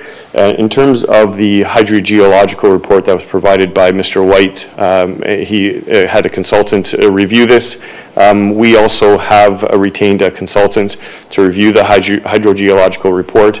I'm going to say stay tuned on that because once that is provided, we will provide it to staff. I understand just from a cursory review, the consultant who is an engineer reviewed it and said there were problems already. The last point I'd like to address is this vegetation protection zone. So in last year, there was the minor variance application that went before the Committee of Adjustments. At that time, the owner of the property did a considerable amount of site alteration and moved that driveway, which was down the middle, as Ms. Cece indicated, moved it to the north. That's a relatively new situation. It's not something that has existed for some time. The concern is that our clients want the preservation of that, or the reintroduction of that to be a part of this application, and the driveway to be relocated to where it was. But as Mr. Mayor indicated, that vegetation protection zone essentially is the entire frontage of that lot, so it will have a consequent effect on the frontages of the other ones. So not only, you're not just reducing it from 46 to 33, you're going even further just to get the 3 lots. And I would suggest to this council that, again, this application may be considered premature until that issue is resolved. You need to know where the driveway is going to go. You need a commitment that the driveway is going to go in some other location other than within that vegetation protection zone, and that it will be restored in the way that it was. So overall, it is our client's submission that the application for the official plan amendment and zoning bylaw amendment should not be approved by this council for those reasons stated. So subject to any questions this council may have, those are my submissions. Thank you, Mr. Maloney. Councillor Dubanow. Yeah, thank you, Your Worship, and through you to Mr. Maloney. Thank you very much for appearing this evening. I have some concerns with some of the comments you raised, and I'm just hoping that you can provide some clarification and clarity. You said a moment ago that it was premature on technical grounds to look at this application due to changes to the region's official plan and other policies that are in flux right now. Is it your contention that we should not receive any development applications while these things are in flux right now within the region and the province? Through you, Mr. Mayor, I'm not going to comment on other applications, but what I'm saying is that this town in this next year has the ability and will go through a planning process to update its official plan. And at that point, then there'll be a considerable review of the planning the planning situation in the town of Fort Erie, whether there is more need for rural lot creation or not. Our preference is probably not, but there's a process that has to occur within the next year. That's mandated by the Planning Act. What I'm saying is that this particular application could benefit from that process. And I understand there's been some discussions about how this impacts with even the region's policy, and they might even be borrowed through the town's official plan, but I think you need to go through that process. So, and if I may continue, Worship, you didn't answer the question, so I'm going to take that as a non-answer. You pretty much said that this application would benefit from the process and that we shouldn't do this based on that, and your contention is still that, but you won't comment on other development applications. I find that a little odd. Going to another thing, Your Worship, and just going back to the rural character, the point that was raised. Mr. White mentioned earlier, you acknowledge that this has been a manicured lawn on this property. It's not a wood lot, other than to the north, but you acknowledge that this has been a manicured lawn as part of this property that they're requesting the severance on. Well, through you, Mr. Mayor, manicured is a description. Okay, so you're not going to acknowledge it's a manicured lawn. That's fine. Councillor Dubanow, let Mr. Maloney respond. Let Mr. Maloney respond. Hey, fair enough, Your Worship. Mr. Maloney? Through you, Mr. Mayor, the rural nature of this area is to have more open spaces, it's not necessarily used for agricultural purposes, but that's the rural nature of these areas. Regardless of whether the lawn's manicured or not, yeah, it may be a lawn, absolutely, but that's the nature of the area. However Mr. White, with respect, characterizes it's been a lawn, I'm not going to deny that. Yeah, thank you. So you did mention open spaces, and just going back to the point, because I want to ensure that this is fair. I want to ensure that we're looking at this from a fair perspective. You had mentioned open spaces. You do acknowledge that the properties that your clients, the client you represent, you acknowledge that those are undersized properties for the area, is that correct? Through you, Mr. Mayor, they're legal non-conforming properties, yes. So they're undersized lots? They are undersized, legal non-conforming, yes. Okay, thank you very much. Councillor Lewis, and then Councillor Noyes. Thank you, Your Worship, and thank you, Mr. Maloney, for the presentation. I saw in the staff report that there was concerns regarding the Fowler's Toad, and I believe you also mentioned that was concerns of your clients. Do you mind just walking me through the process on the concern for the Fowler's Toad? Is it the concern with the toad at the severed lots on the east side of Windmill Point Road, or is it the concern by the water's edge sand dunes where the toad traditionally or normally habitates? Yeah, through you, Mr. Mayor. If you can provide some more context. Yeah, sure. Through you, Mr. Mayor, I'm going to say I'm not an ecologist, but I know that there's been concerns raised by the residents about Fowler's Toad. That's all I'm offering to you. I really am not an expert enough to say that, other than to say that there are concerns about this. Okay, and if I may, Your Worship, is there any way you could provide some more clarity moving forward to council on that specific concern? Where is the concern coming from? Is it down by the water's edge with the development, or is it related to the lots on the east side of Windmill Point Road? Through you, Mr. Mayor, I think the concern is that once you have more residential development, that the Fowler's Toads don't just stop at the water's edge in those first couple of homes. They carry on into the property. So I think that's what the concern is raised at. It's not just at the water's edge, it's closer inland. So just for clarity, perhaps you could advise our staff that can then circulate it to us either in a separate memo or in the recommendation report what the concern is, because the proposed severed lots are some distance from the beach, and I think we're just trying to get a handle on what the position of your clients is. You said that beautifully, Your Worship. Thank you, and thank you for the presentation. Thank you, Councillor Lewis. Councillor Noyes. Mayor Redekop, actually, I was going to ask about the Fowler's Toad. It's been asked and answered. Thank you. So anyone else want to ask any questions about Fowler's Toad?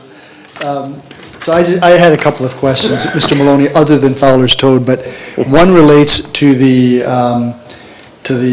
sketch that we saw, or at least the aerial overhead of the parcel in issue 214 Windmill Point Road South, which shows that lot extends into and across the beach and then to the water's edge. Is that an issue for your clients?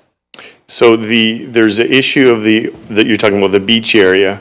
That is a point of legal clarification that I understand that our client has retained counsel, that's not me, and that they'll be dealing with that through some litigation.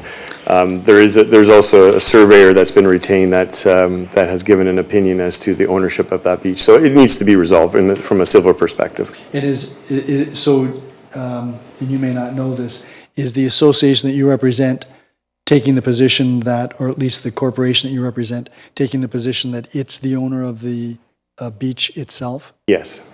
Okay. That's fine. Thank you very much, sir. Thank you. Any further questions? Nope. Thank you, Mr. Mayor. Thank you, Council. Thank you. Is there anyone else that wishes to speak in opposition to the application? Yes, please come forward, sir.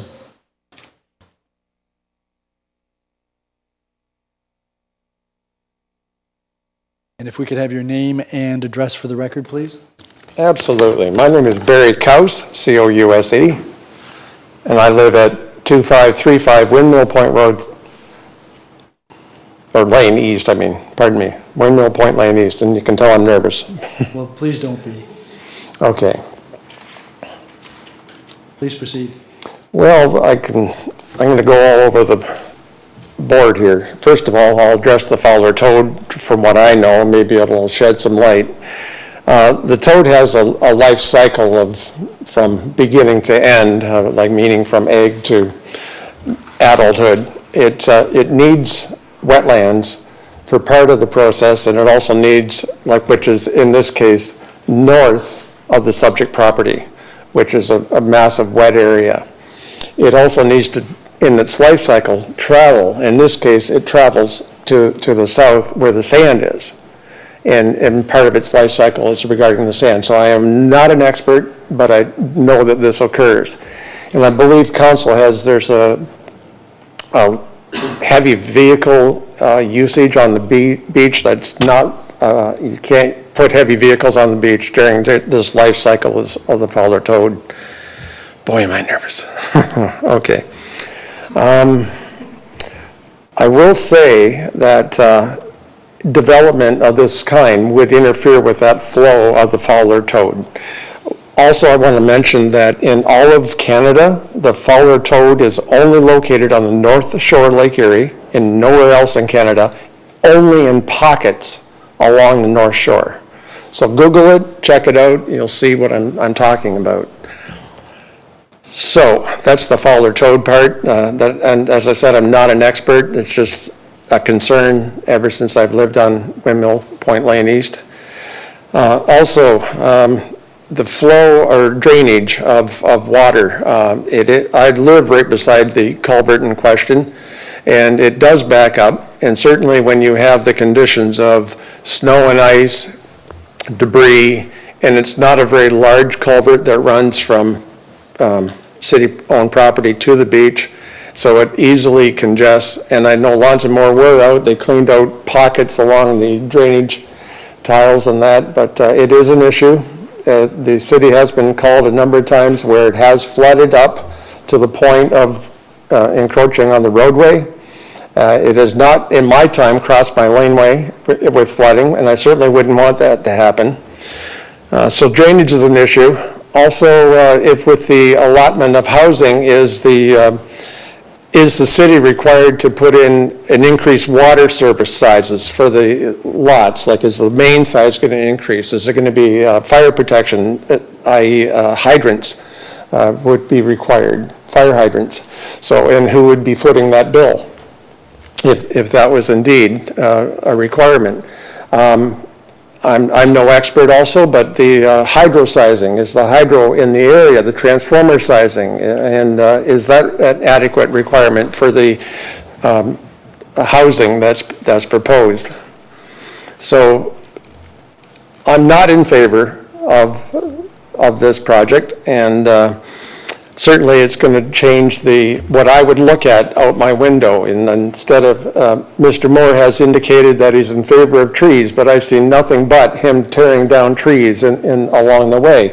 And when he has thinned it out, he's weakened what's there for the winds, and it is called Windmill Point for a reason. The winds are quite high there, and any existing trees are being toppled. And I think even in that picture that was CC presented, there's an evergreen, a spruce tree laying down as a result of our winter storm. So I just wanted to make mention about the Fowler toad and try to make myself clear here, and you can tell I'm holding on to this and shaking like a leaf. So as I might think of something later, but that's what I wanted to make mention to right now. So as I said, I'm Barry Couse, and I live across the way from the proposed lots. Oh, and also, the lot area was never discussed regarding what was mentioned by our friend here. The meter sizes of the frontage, it seems to be the concern, but if you take into consideration the total lot area, is the requirement meeting all the septic requirements of the city?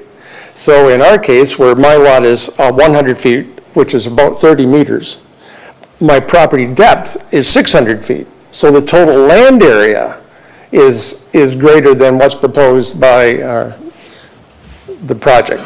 So I just wanted to make that, the concentration was on the frontage and not the entire parcel. So I'm rambling, so any questions? Thank you very much, Mr. Coase. The lot area actually was addressed, and if there's a hydrological report that verifies the potential for an adequate septic system, then 0.4 hectares is adequate. Okay, thank you, Your Worship.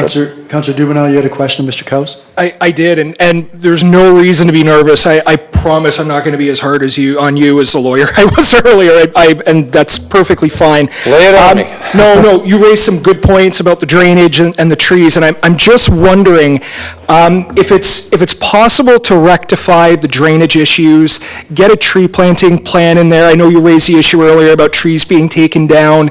If there's something we can do to, preserve some of the privacy on the lot, and even if we can massage the lot sizes or do something with that, are you opposed to any development at all on fronting on Windmill Point Road, or are you just concerned about, finding that right mix of how this could fit into the neighborhood? I'm just trying to get a feel out here. Well, good points. I will say that I came from Malahide Township, which is part of Elgin County, to come here in my retirement, and I left a 100-acre parcel of land to come here. And that was tough to do in the first place, but the ambition to come here was to come to an area that was tranquil, in keeping with, nature and being beachfront, and the idea of coming down to an idea which is now being presented as an expanding urban development is not the plan that I entered into.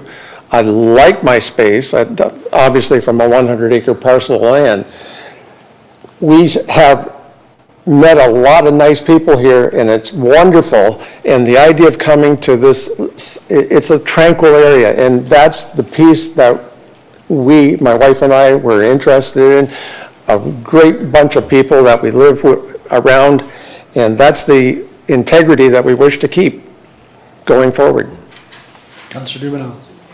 And thank you very much. I totally know where you're coming from, and I understand, the rural character. I don't think anyone wants to see a subdivision of 50 homes go in there with sidewalks and curbs and all that, and I certainly would not be in favor of that. So if we were to have if not 3 estate lots, perhaps 2, and, there are lots of space in between the houses.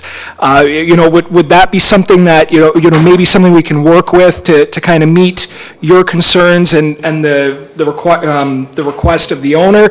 Is this kind of what you're looking at, just to get the large estate things? You just don't want to be, kind of that postage size stamp where it's right up to the lot lines or anything? Am I understanding you correctly? Well, I don't wish to have any development, that's my bottom line, and the rationale is I have a approximately 1.3 acre lot, just in my mind calculating that, but my position is, I didn't come in to say, well, Mr. Mayor, can I sever half of my property off, because I've got all this extra space. Would you look at doing that? No, I don't want to do that. I don't want anyone else to do that, because we wanted the tranquility of what we bought into. In other words, I don't want the game to change, from my standpoint, and others in our neighborhood. Councillor Dubanow? No, and I appreciate that, and thank you very much for coming. You did great. Please come back anytime. I enjoyed, you're good. Thank you very much, Your Worship. Anyone else? Councillor Noyes. Thank you, Mayor Redekop, and thank you for your presentation, Mr. Coates. Has there been any proof of a Fowler's toad? I know that there's been reference. Absolutely. During the Board of Adjustment meeting, it was presented that there was a Fowler toad, and Mr. Rivers questioned the existence of the toad at all. Well, he needs to come out during the mating season and listen to the chorus that's being sung. And also at night, that's when you'll see them, because they're in the sand. And even if you see them in the daytime, you move a beach umbrella out of the way, and they're under the sand, and they will bury themselves. And there's not just 1 or 2. There are lots of them. And they're there for a reason. As I said, there are pockets of them on the north shore of Lake Erie. And we are actually in a very unique spot. Councillor Noyes? Thank you. Do I have any pictures of them? Well, I think there's some pictures of ones that have gotten hit on the highway and things like that, but. Mr. Coates, we get to ask the questions, you answer them. You don't ask the questions and answer them. Yeah. I think the good news is you're over your nervousness.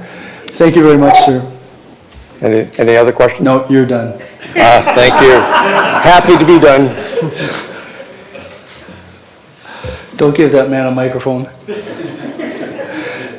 Is there anyone else who wishes to address council with respect to this matter? Please come forward, sir.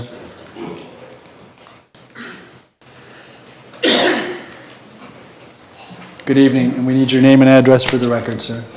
Good evening. My name is Charles Kreiner, and my address is 2587 Windmill Point Lane West. So I'm a neighbor of Brad's. Please proceed. So this whole process this evening is interesting from my perspective. I listened to the Windmill Point Association attorney's comments, and I listened to Mr. White's comments, and I'm sitting here as a resident of the Windmill Point area and a member of the Windmill Point Association. But to take the opportunity of listening to what the attorney had to say, what Mr. White had to say, and then to stand up here before you and try to put together those two different opinions is a little challenging at best. And so, as Brad said, I'm sort of all over the place. I think I'll be sort of all over the place too, but I just want to raise some of the issues that are confusing to me. Mr. White was talking about the way the homes are set up in Windmill Point, East Lane and West Lane. And as Brad said, the houses, the depth from the lane to the house, in many cases 400 feet, 500 feet. And so when you're going down the east lane or the west lane, you're looking at the backs or the long driveway before you get to a house that's on the shoreline. So there's a great deal of open space between the lane and where the house is actually situated. And what Mr. Moore's project is talking about is placing houses on Windmill Point Road, whereby the house, the front of the house, is going to be relatively close to the road. It won't have that same setback that we currently see in the Windmill Point Association. So I think there's a big variance, and so when Mr. White is making that comparison, it's like comparing apples and oranges, and I find that difficult to sort of conceptualize. The other thing that I'm also confused about too, and Mrs. Cece mentioned this when she started to speak, is the fact that a number of us were here on April 21st of 2022 before the Committee of Adjustment regarding the minor variance that was submitted earlier, which you made reference to, and which is not part of this meeting, which I understand. But where I'm very confused is the original minor variance from April 21st talked about making some significant changes in the development of the water side of Mr. Moore's property. And now we're talking about the land side, the back side of Mr. Moore's property being developed into 3 lots. And with this minor variance that had been discussed in April, it's my understanding now that's before the Ontario Land Tribunal as an appeal. So there is something that's being done on the front part of the property by the water, and now this is being discussed on the back side of the property by Windmill Point Road. So to my mind, there are 2 issues going on here, but only one is being discussed. And I have the feeling this is sort of like a divide and conquer. If we can do one and get that approved, then we can do another and get that approved. But when you look at the totality of what's being proposed here, it's going to change the character of this area dramatically. And as Brad said, it's a rural area. The wonderful aspect about rural areas is the quality of life that they provide. And while there is a concerted effort within the province to increase population density and residential density, to do so in an area that's been historically rural and where the quality of life is one of the reasons and one of the factors we're there. So that dichotomy for me between the minor variance meeting in April and this meeting, to me, both of these things are happening on the same piece of property. Mr. Mayor, you asked about affordability. We had a meeting with Mr. Moore, and he had said that those 3 lots will have a minimum house size of 3,000 square feet. And with that, he said the properties, the lots, I think he said will sell for over $1 million each. So by my standards, that's not very affordable. More so than anything else, what it's going to do is probably have a negative impact upon my tax bill because of the fact that he's going to raise the level of valuations in the neighborhood. So the character is changing dramatically. One of the other issues, and this is part of where I'm sort of going all over the place, when Mr. White put his slides up, there was a slide that he presented which was used for the April 21st presentation. And that slide differs from the slide, or it's called the subject lands for this meeting, in the area that deals with where the property comes down to the water's edge. So the difference in the slide that you had earlier, Mr. White, and the one that followed are 2 different slides as far as the water access. So I'm concerned about that. And I think that actually summarizes the points that I wanted to make from somewhat of a disjointed perspective. No, that's very good. Thank you very much, Mr. Kreiner. And you're correct. There are 2 separate applications that deal with separate matters. One was dealt with by the Committee of Adjustments and has been appealed. This is properly before the council because it's a zoning and official plan amendment. But we're knowledgeable of what's been going on with the other applications. So you may find that confusing. It may be confusing, but we're aware of what's been going on. And that's reassuring. Thank you. Okay. Any members of council have any questions of Mr. Kreiner? Thank you very much, sir. Thank you. Is there anyone else that wishes to address council with respect to this application? Madam Clerk, have we received any late arriving? Yes, Your Worship. We received one late one, and it came from H. Rudy Kroger, and he's at 2479 Windmill Point Lane East, and he's in opposition. And I will circulate that with the minutes. Thank you very much. It's been sent to councillors as well. And Mr. Patton, can you advise whether there's anyone in the digital waiting room? There's still the 1 person in the waiting room, so we do the... So I'm going to ask that person if they wish to speak to council with respect to this application. If so, please raise your hand. No movement? Okay. Then I'm going to declare this public meeting closed, and we're going to deal with report PDS 02-2023. Can I have a mover for that? get it on the floor, Councillor Flagg. So that report is on the floor for any questions or comments. Councillor Noyes? Thank you, Mayor Redekop. I'm going to be in support of this, and the reason being is that I don't think 3 houses are going to significantly change the rural aspect of this area, particularly that the houses that kind of back onto it, I've said, are 400 to 600 feet away from where this development is going to occur in regards to the homes themselves. So, but I do have some concerns about the Fowler's Toad. I do think that has to be, trying to think of a good, it has to be worked out before we hop along. I had to. But anyway. It's not even that late. Anyway, but so I do think that's a valid concern, particularly with the, from an environmental point of view, that has to be addressed if this development is going to negatively affect that. And I think that, that should be decided. So Councillor Noyes, this is a report for information purposes, and you're indicating you're going to support moving this forward. Any other members of council? Councillor Dubanow.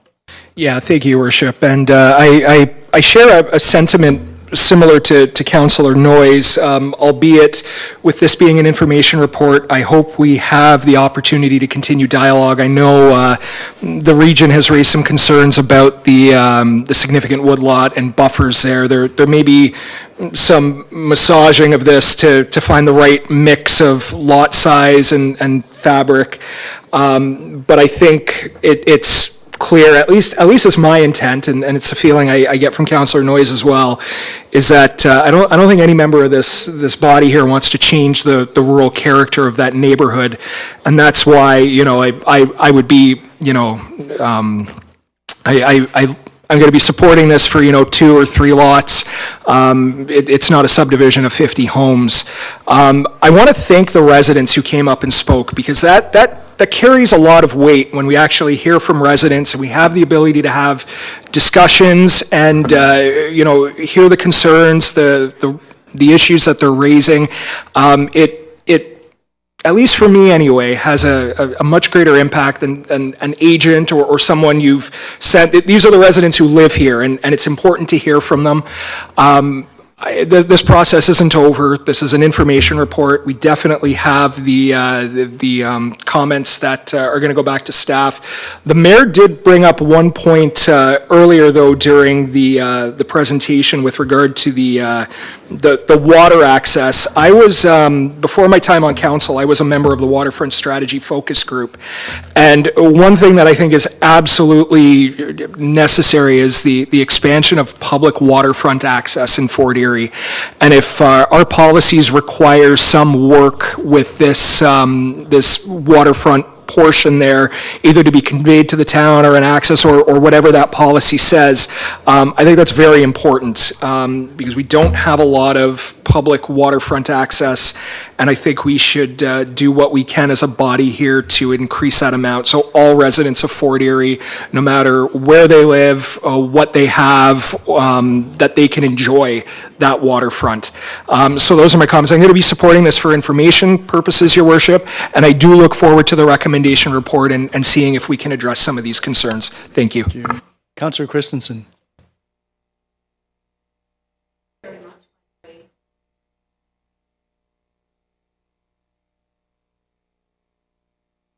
Sorry, I keep forgetting to turn this on. I just said thank you. I would like to comment. I'm particularly concerned about the proposal because of the encroachment onto the woodlot. And also, I would concur with Councillor Dubanow and Councillor Noyes that greater clarification of the breeding grounds and the life cycle process of the Fowler's toad is quite critical to any final decision. I also think that the fact that the official plan allows 46 meters as frontage is something that was taken with great thought and consideration. So I'm actually sitting here, and when I was reading the reports earlier, was quite concerned, not so much about the actual establishment of a couple of houses, but I am concerned about the width of the lots should they be established. So I'm quite concerned about that, largely because of the relationship between the natural environment. I appreciate that a change in the way that you relate to a site. So the fact that Mr. Kaus spoke eloquently to the issue of the fact that it's now open, virtually open space, that there is a balance that we have to look at, even in a rural area. But I will be seriously questioning an application that takes it beyond the official plan. Thank you, Councillor Christensen. Anyone else? Ms. Ceci, I wonder if you could just come up to the podium. So in terms of Bill 23, my understanding is that that's primarily promoting the construction of homes within the urban boundary. That's Is that correct? And this land that we're dealing with in this particular application is outside the urban boundary. Correct. So Bill 23 wouldn't really have any particular impact. That's correct. The additional residential units, items of that nature wouldn't be applicable to these lands. Right. And you may not be able to answer this. Is it likely that you're going to be able to proceed with a recommendation report until you've been able to ascertain, or until the towns have been able to ascertain what our status is with respect to the waterfront on this particular parcel known as 214 Windmill Point Road South? I think staff would, based on my understanding now, we'd be able to move forward with the recommendation report, given that we still have the consent applications and the ability to leverage conditions through that process to essentially determine what lands would be part of that conveyance to the town. So I think we can safeguard the town's interests by being able to take care of that as a condition of the consent. Okay, that might be a point for further discussion. Thank you very much. If there are no other questions or comments, then I'll call the question on the information report. All those in favor of moving this forward? Opposed? That is carried. We're going to take a 10-minute break right now because I need to charge my iPad. So we're going to come back at 8:27.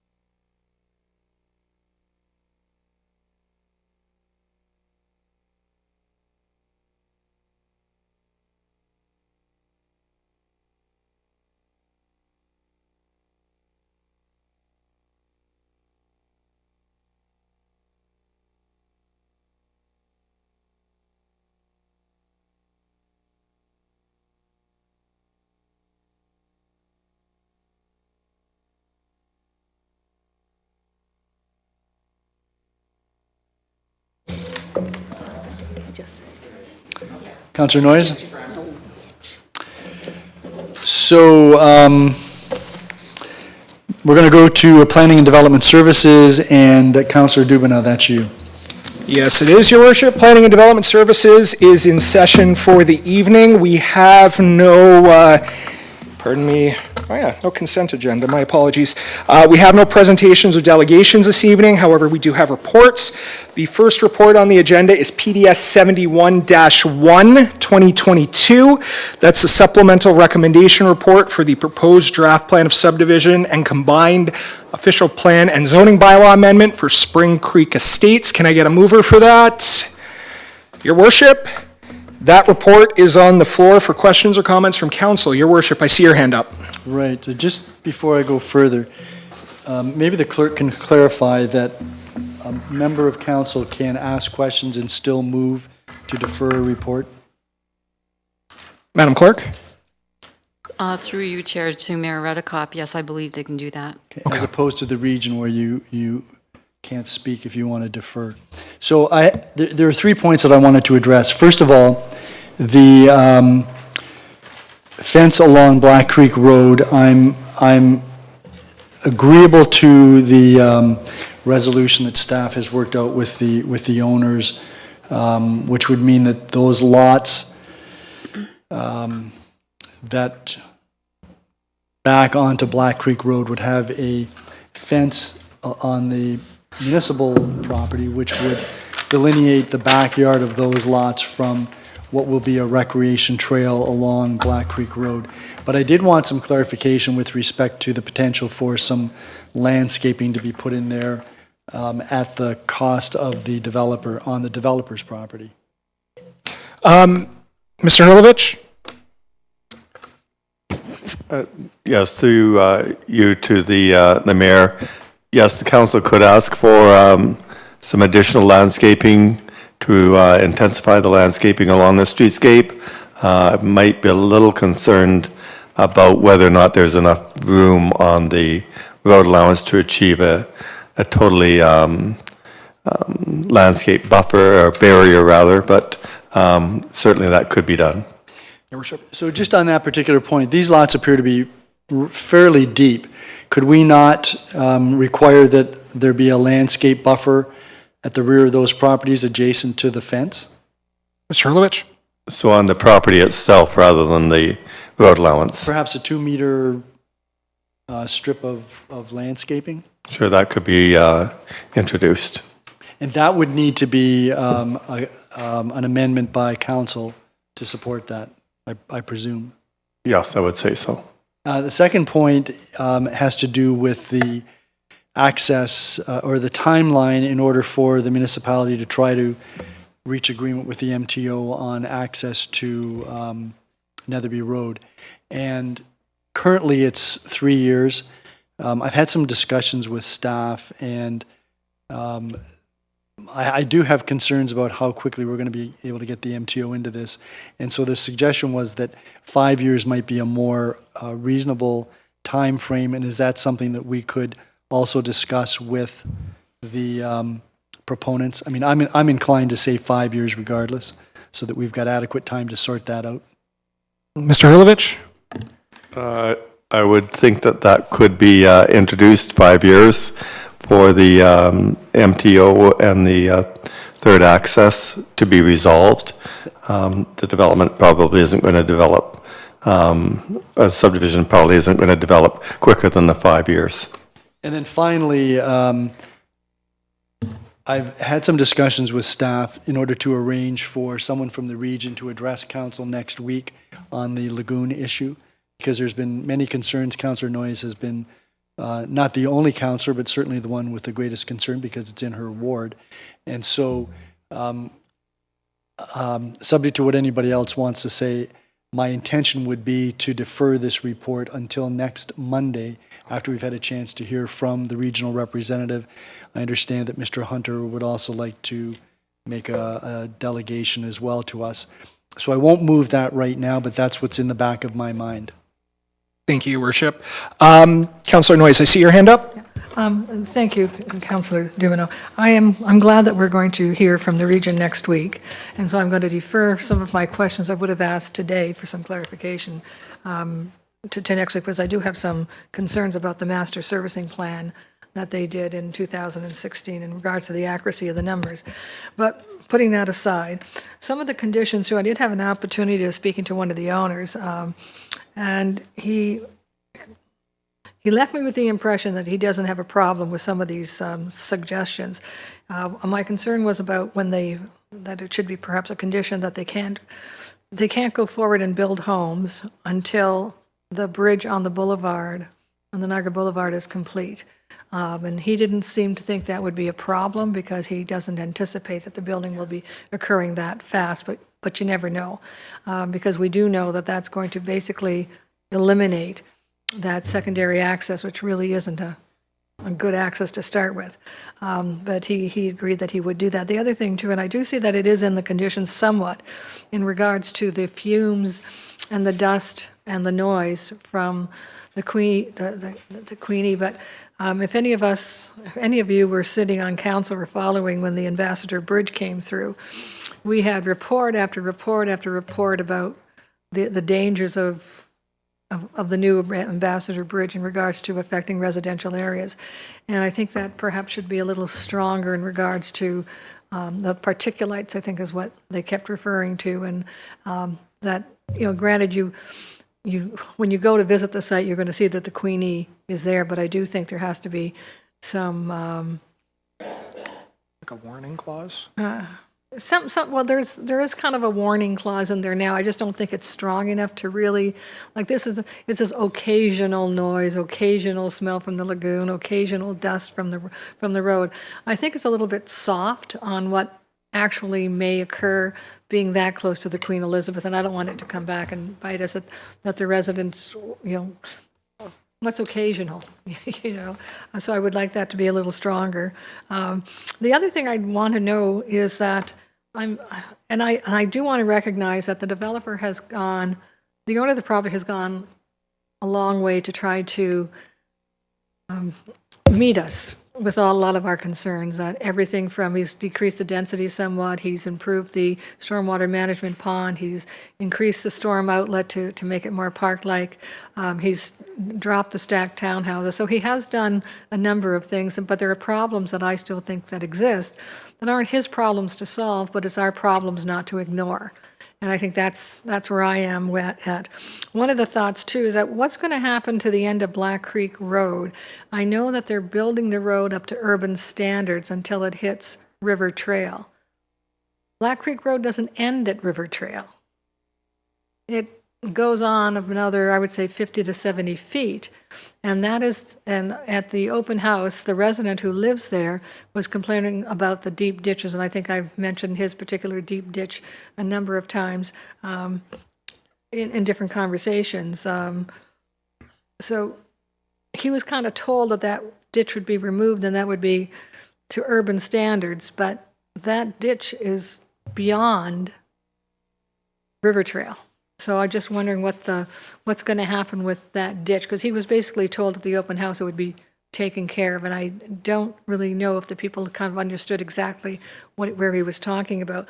The other question I would have is, when we did the secondary plan, I'm thinking of the timing. I wasn't involved in the secondary plan, and I wasn't on council when they turned down the council that day decided to close off the road allowance through Black Creek signature. I just wonder what came first. The reason being, if the secondary plan recognized this property and, okay, the building, and we said, 205 units would be fine. At that point, if that road allowance wasn't closed, was still planning on being a third access to Netherby, it wouldn't have been a concern. But now that third access that is now gone, perhaps we need to kind of look at the secondary plan.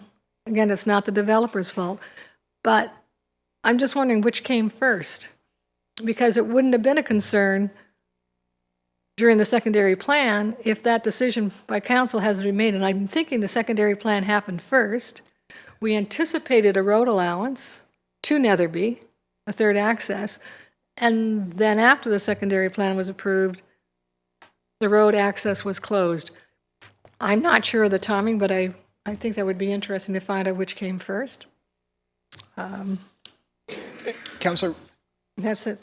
Councillor Noyes, I'm just wondering, you raised a point about Black Creek south of River Trail. I'm just wondering, Mr. Hurlovich, do you have any information on if there would be any upgrades to Black Creek south of River Trail, or is River Trail the end point?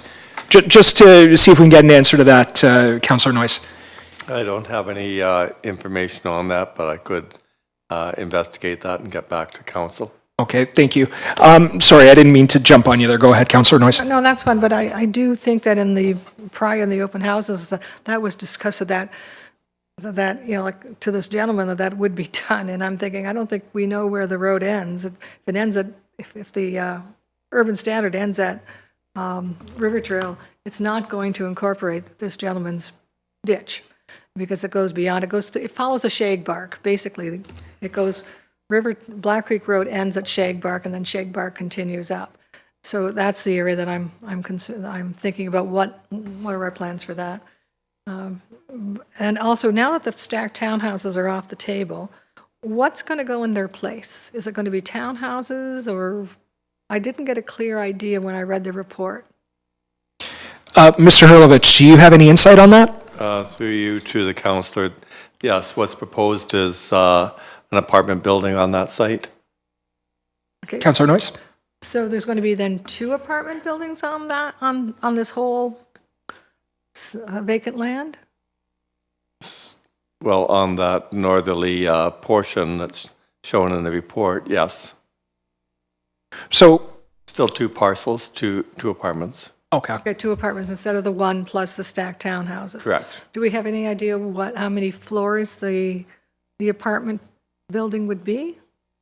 Maybe we're getting ahead of ourselves. Seeking 4 floors. Okay. Okay, thank you. Thank you, Councillor Noyes. Any other members of, and I just looked, Councillor Noyes, just for your info, I did look at the secondary plan for Black Creek here, and it does actually have, actually it looks like there's more than, there's 1 access out to Netherby, and then there's 2 from that subdivision, the one we currently have now, as well as the one that had been closed. I'm just looking at the secondary plan right now. Yeah, so I just wanted to share that. I'm going to go back. Do any other members of council? Councillor Lewis. Thank you, Councillor Dubanow. Just a couple of questions, and further to Councillor Noyes' concern about the fumes, dust, and noise. And I think she was referring to work done by a group called Fresh Air Coalition at the time. I just have one quick question as it relates to, generally speaking, to subdivisions being approved on or adjacent to MTO lands. And my concern comes from years ago doing some constituency work in the Brampton area where people bought into an area where they knew they were facing or next to the 401.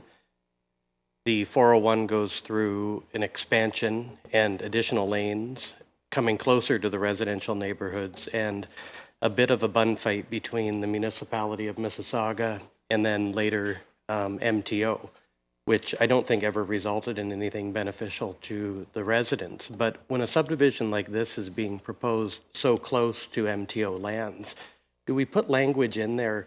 Obviously, we know that we're approving something that's near the MTO lands, and someone buying the property should also be aware that they're buying something next to the MTO lands. But do we go so far as to put language in there that speaks to expansion of highways or some of those concerns?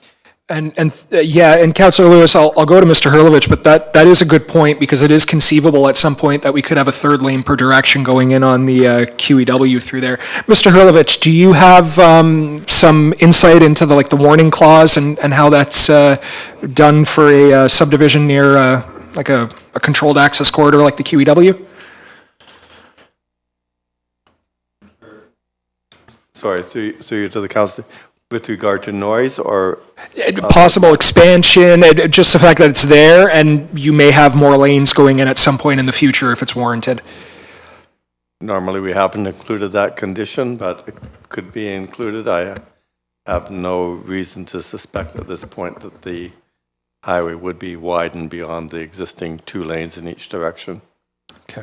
Thank you. Councillor Lewis? Yeah, and if I can just continue with that, my reason for bringing the concern up is I was involved in a process that went on for years in Peel where neighbors who one would think would know they were buying next to a highway later had an expanded highway that they were never aware of.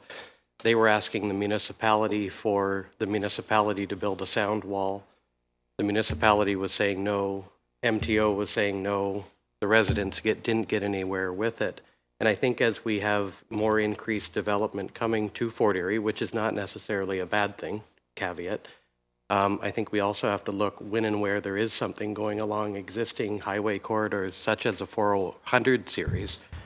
We should look at what some of the maybe bigger municipalities are putting in their approval process so that it is on record that this is a potential that could happen and not leave future councils with a major problem like the one I'm referencing in Peel. And I guess that's more of a comment than a question. No, and thank you for that, Councillor Lewis. Do any other members of council have any questions or comments regarding the supplemental report?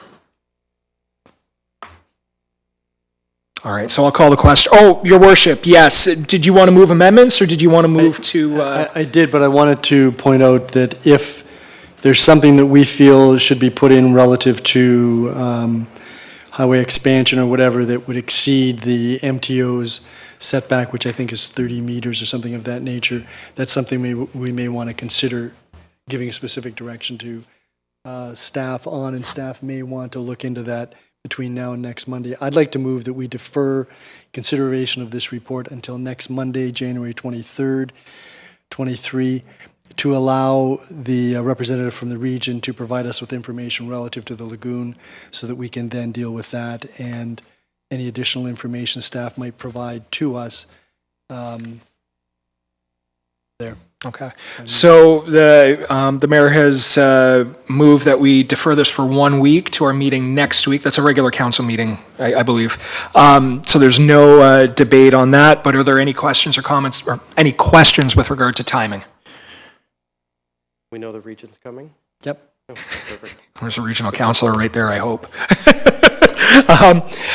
So I'll call the question then. All those in favor of deferring for 1 week? Opposed, if any? All right, so that's carried. And I'm just going back to the agenda right now. I was just looking at. Oh, Your Worship, yes. Could I suggest that we do the same thing for the next report, which had been previously moved and then put over until this evening, which is the original PDS 78? Yes, Your Worship, we have PDS 78 here, and that was previously moved by Councillor Noyes. I seconded that. Before I go to that, just I know this is more semantic than anything else, but are there any questions or comments from council before Your Worship you move the 1 week deferral? Okay, so I'm seeing none. Your Worship, you wanted to move that? Yeah, I'd like to move that we defer this as well to January 23rd. Okay. Same thing. Any questions with regard to the timing? So then I'll call the question on the 1 week deferral. All those in favor? Opposed, if any? So that carries as well. So moving right along. So now we go to PDS 03 2023. That is a proposed draft plan of subdivision and zoning bylaw amendment for Peace Bridge Village Phase 4. I believe this is the recommendation report. Can I get a mover for that? Councillor Flagg. That report's on the floor for any questions or comments from council.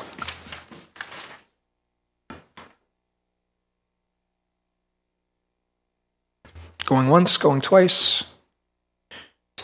Oh, Your Worship. So, yeah, Chair, I just want to point out that between the information report and the recommendation report, staff has done some additional work and has been able to address, to some extent, the perhaps untimely removal of some of the vegetation, some of the trees in that area, and the developer has agreed to provide an additional $50,000 towards tree planting in this vicinity or other areas that might warrant that. So I think that's, I want to commend staff for doing that. I want to express appreciation to the developer for at least wanting to address what had been an error. No, and thank you for that, Your Worship, and I'm glad you raised that. Anamika Delwaria, our Manager of Development Approval, she actually worked on this over the weekend and went back and forth to the Planning and Development Services Committee, and that was very thoughtful to have this ready for Monday tonight. So I'm always impressed with the work she does, and I just wanted to comment on that. Any other questions or comments before I call the question? Seeing none, all those in favor? That's unanimous. Thank you very much. Are there any new business or inquiries this evening under planning and development? I think this has been one of my quicker ones in a little while. Any questions about the business status report? I'm going to take a quick look at that again. Looks like, yeah, we got a few coming up in June. All right. Your Worship, I hand the chair back to you. Thank you very much, Councillor Dubanow. That takes us then to Infrastructure Services, Councillor Noyes. Thank you, Mayor.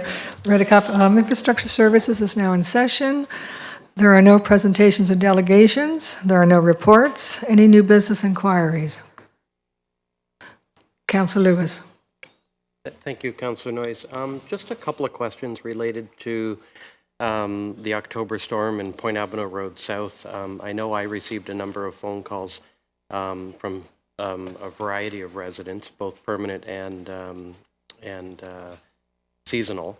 But just wondering if we can have a little bit of clarification on the work that was done prior to the storm. I know there was some thanks for the work that was done, but also some concern that it shouldn't have happened before the storm, and maybe some clarity on where the funding came for that work to be done.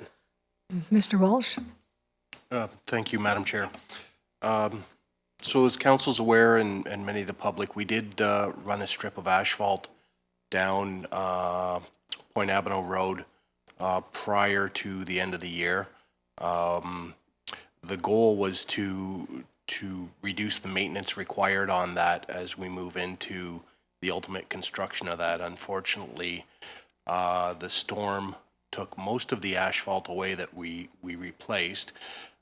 Believe it or not, the asphalt did do some good. We didn't lose as much road as we thought we would lose after review. So in that sense, it's good that we put it down. The funding for that work came from the MDRA funding that we've been approved for. So there was nothing directly out of the town's coffers in that part. Moving forward, we were trying to get it done last year. We ran into some delays with our design. We are planning to reconstruct Point Abano Road with significant climate resiliency in 2023. There'll be a new wall on the east side of the road, the beach side, the water side, as well as raising the road in elevation to provide more protection. So that's under design right now. We do have to go through quite a few approvals as we're working near or in water on that. So that brings in another level, but the plan is to get everything done in 2023. Councillor Lewis. Perfect. And thank you, Councillor Noyes. Just a couple of comments. I know the winter storm, which did raise a bit of havoc on especially the Crystal Beach of the Ward 5 portion of Fort Erie the most, also happened at a time where it was holiday season, vacations, access to aggregate and stone to do any remedial work was challenging at best, if at all possible. But I just want to thank the Infrastructure Services Department for the work that was done out there. I know it's nowhere near where we hope to be by the end of this year with it, but certainly appreciate the efforts. And I know, Kelly, you're well aware of the heavy rainfalls as they continue. That road does periodically get worse than it was the day before, but if we can keep an eye on it, that would be most appreciated. And again, terrific work by the Public Works staff or Infrastructure Services staff to deal with what they had to deal with at a time that it was just unbelievable the amount of challenges that staff were faced with. So thank you. Thank you, Councillor Lewis. Any further comments or questions, inquiries? Seeing none, any questions on the business status report?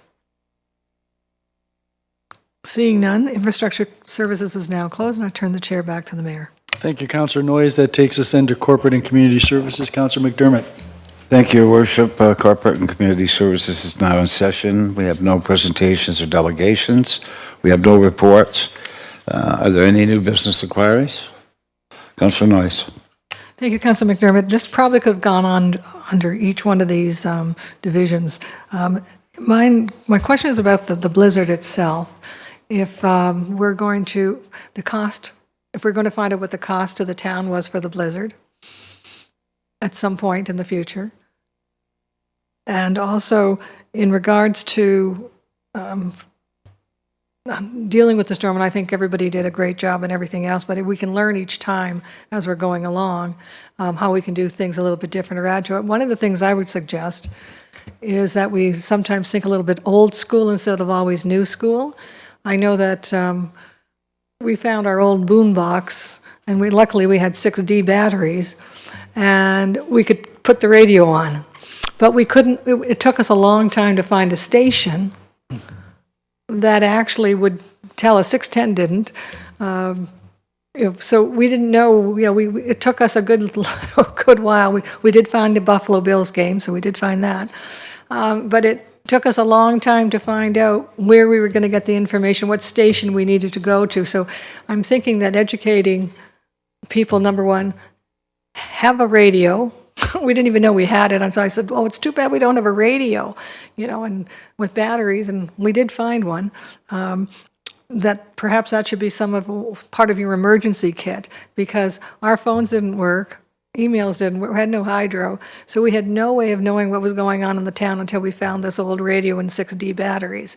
And then we just felt more connected with what was going on.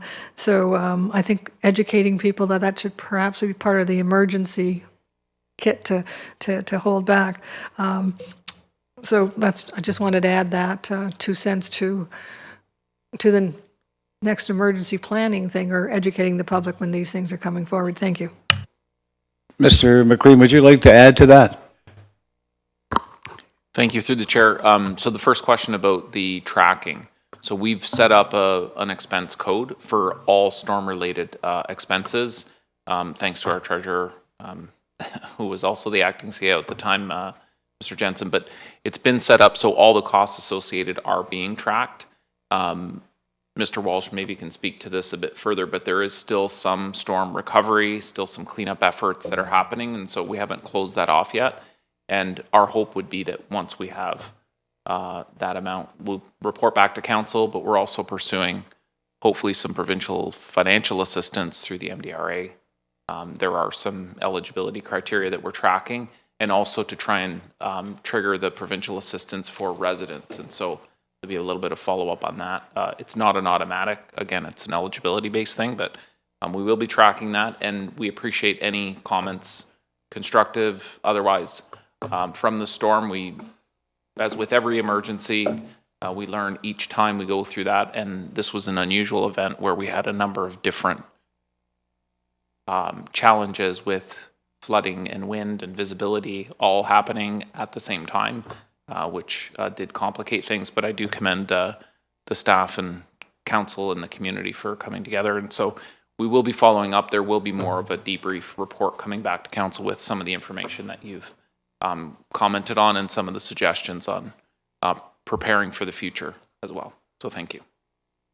Anything further? Nothing. Any other questions? Councillor Dubanow? Yeah, Councillor McDermott, I won't belabor this, but Councillor Noyes brought this up, and Mr. McQueen did, regarding the unique challenges we had with this storm happening during the holidays. And I just want to mention this in case Fort Erie residents are not aware of this. We had crews from out of town waiting in Niagara Falls, staging on Christmas Eve to come in and work in Fort Erie on Christmas Day, to get our power set back up, to, you know, clear our roads, to do all these things for us. And they were as far away from Sudbury, from Cornwall, from all over the province. I had a plow that was from I think the plow was from Thorold, and the front end loader, because of course you needed both to clear the snow out, that was from Grimsby. So they were coming in from all over on Christmas. You know, the biggest family holiday of the year. You know, the Americans have Thanksgiving, we have Christmas. And they were here to help us. They gave up their time with their family to help us in our time of need. And that is just something I don't want anyone to forget, that the staff were working from the town. We had people from out of town coming in. It was a challenging time for all of us with the impacts it had on our family, but there were people still out there, you know, helping to get us back on our feet, from who weren't even here and didn't even live here. So I don't want to belabor on that, but that's just an important point that I wanted to mention, Your Worship. I think you said it gives meaning to the season of giving, and I'm glad, you know, there were people out there who were looking out for us at our time of need. So thank you, Councillor McDermott. Anything further? Anything on the business status report? Okay, back to you, Your Worship. Thank you very much, Councillor McDermott. That takes us to scheduling of meetings. We, of course, have the budget meeting on Wednesday evening. You'll be chairing that meeting, Councillor McDermott. Be here or be square. Councillor Dubanow and then Councillor Noyes. Yeah, thank you, Your Worship. We have a Fort Erie Public Library Board meeting tomorrow at 4 p.m. It's at the Centennial Branch of the Fort Erie Library. Thank you.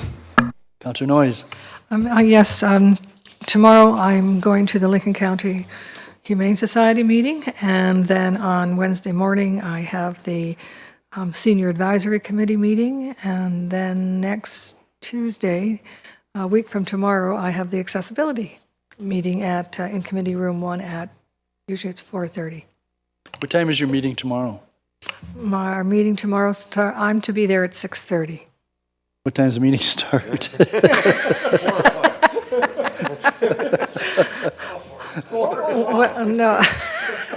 Well, the way the Lincoln County Society meetings are, I'm not a board member, so I can't attend parts of the meeting.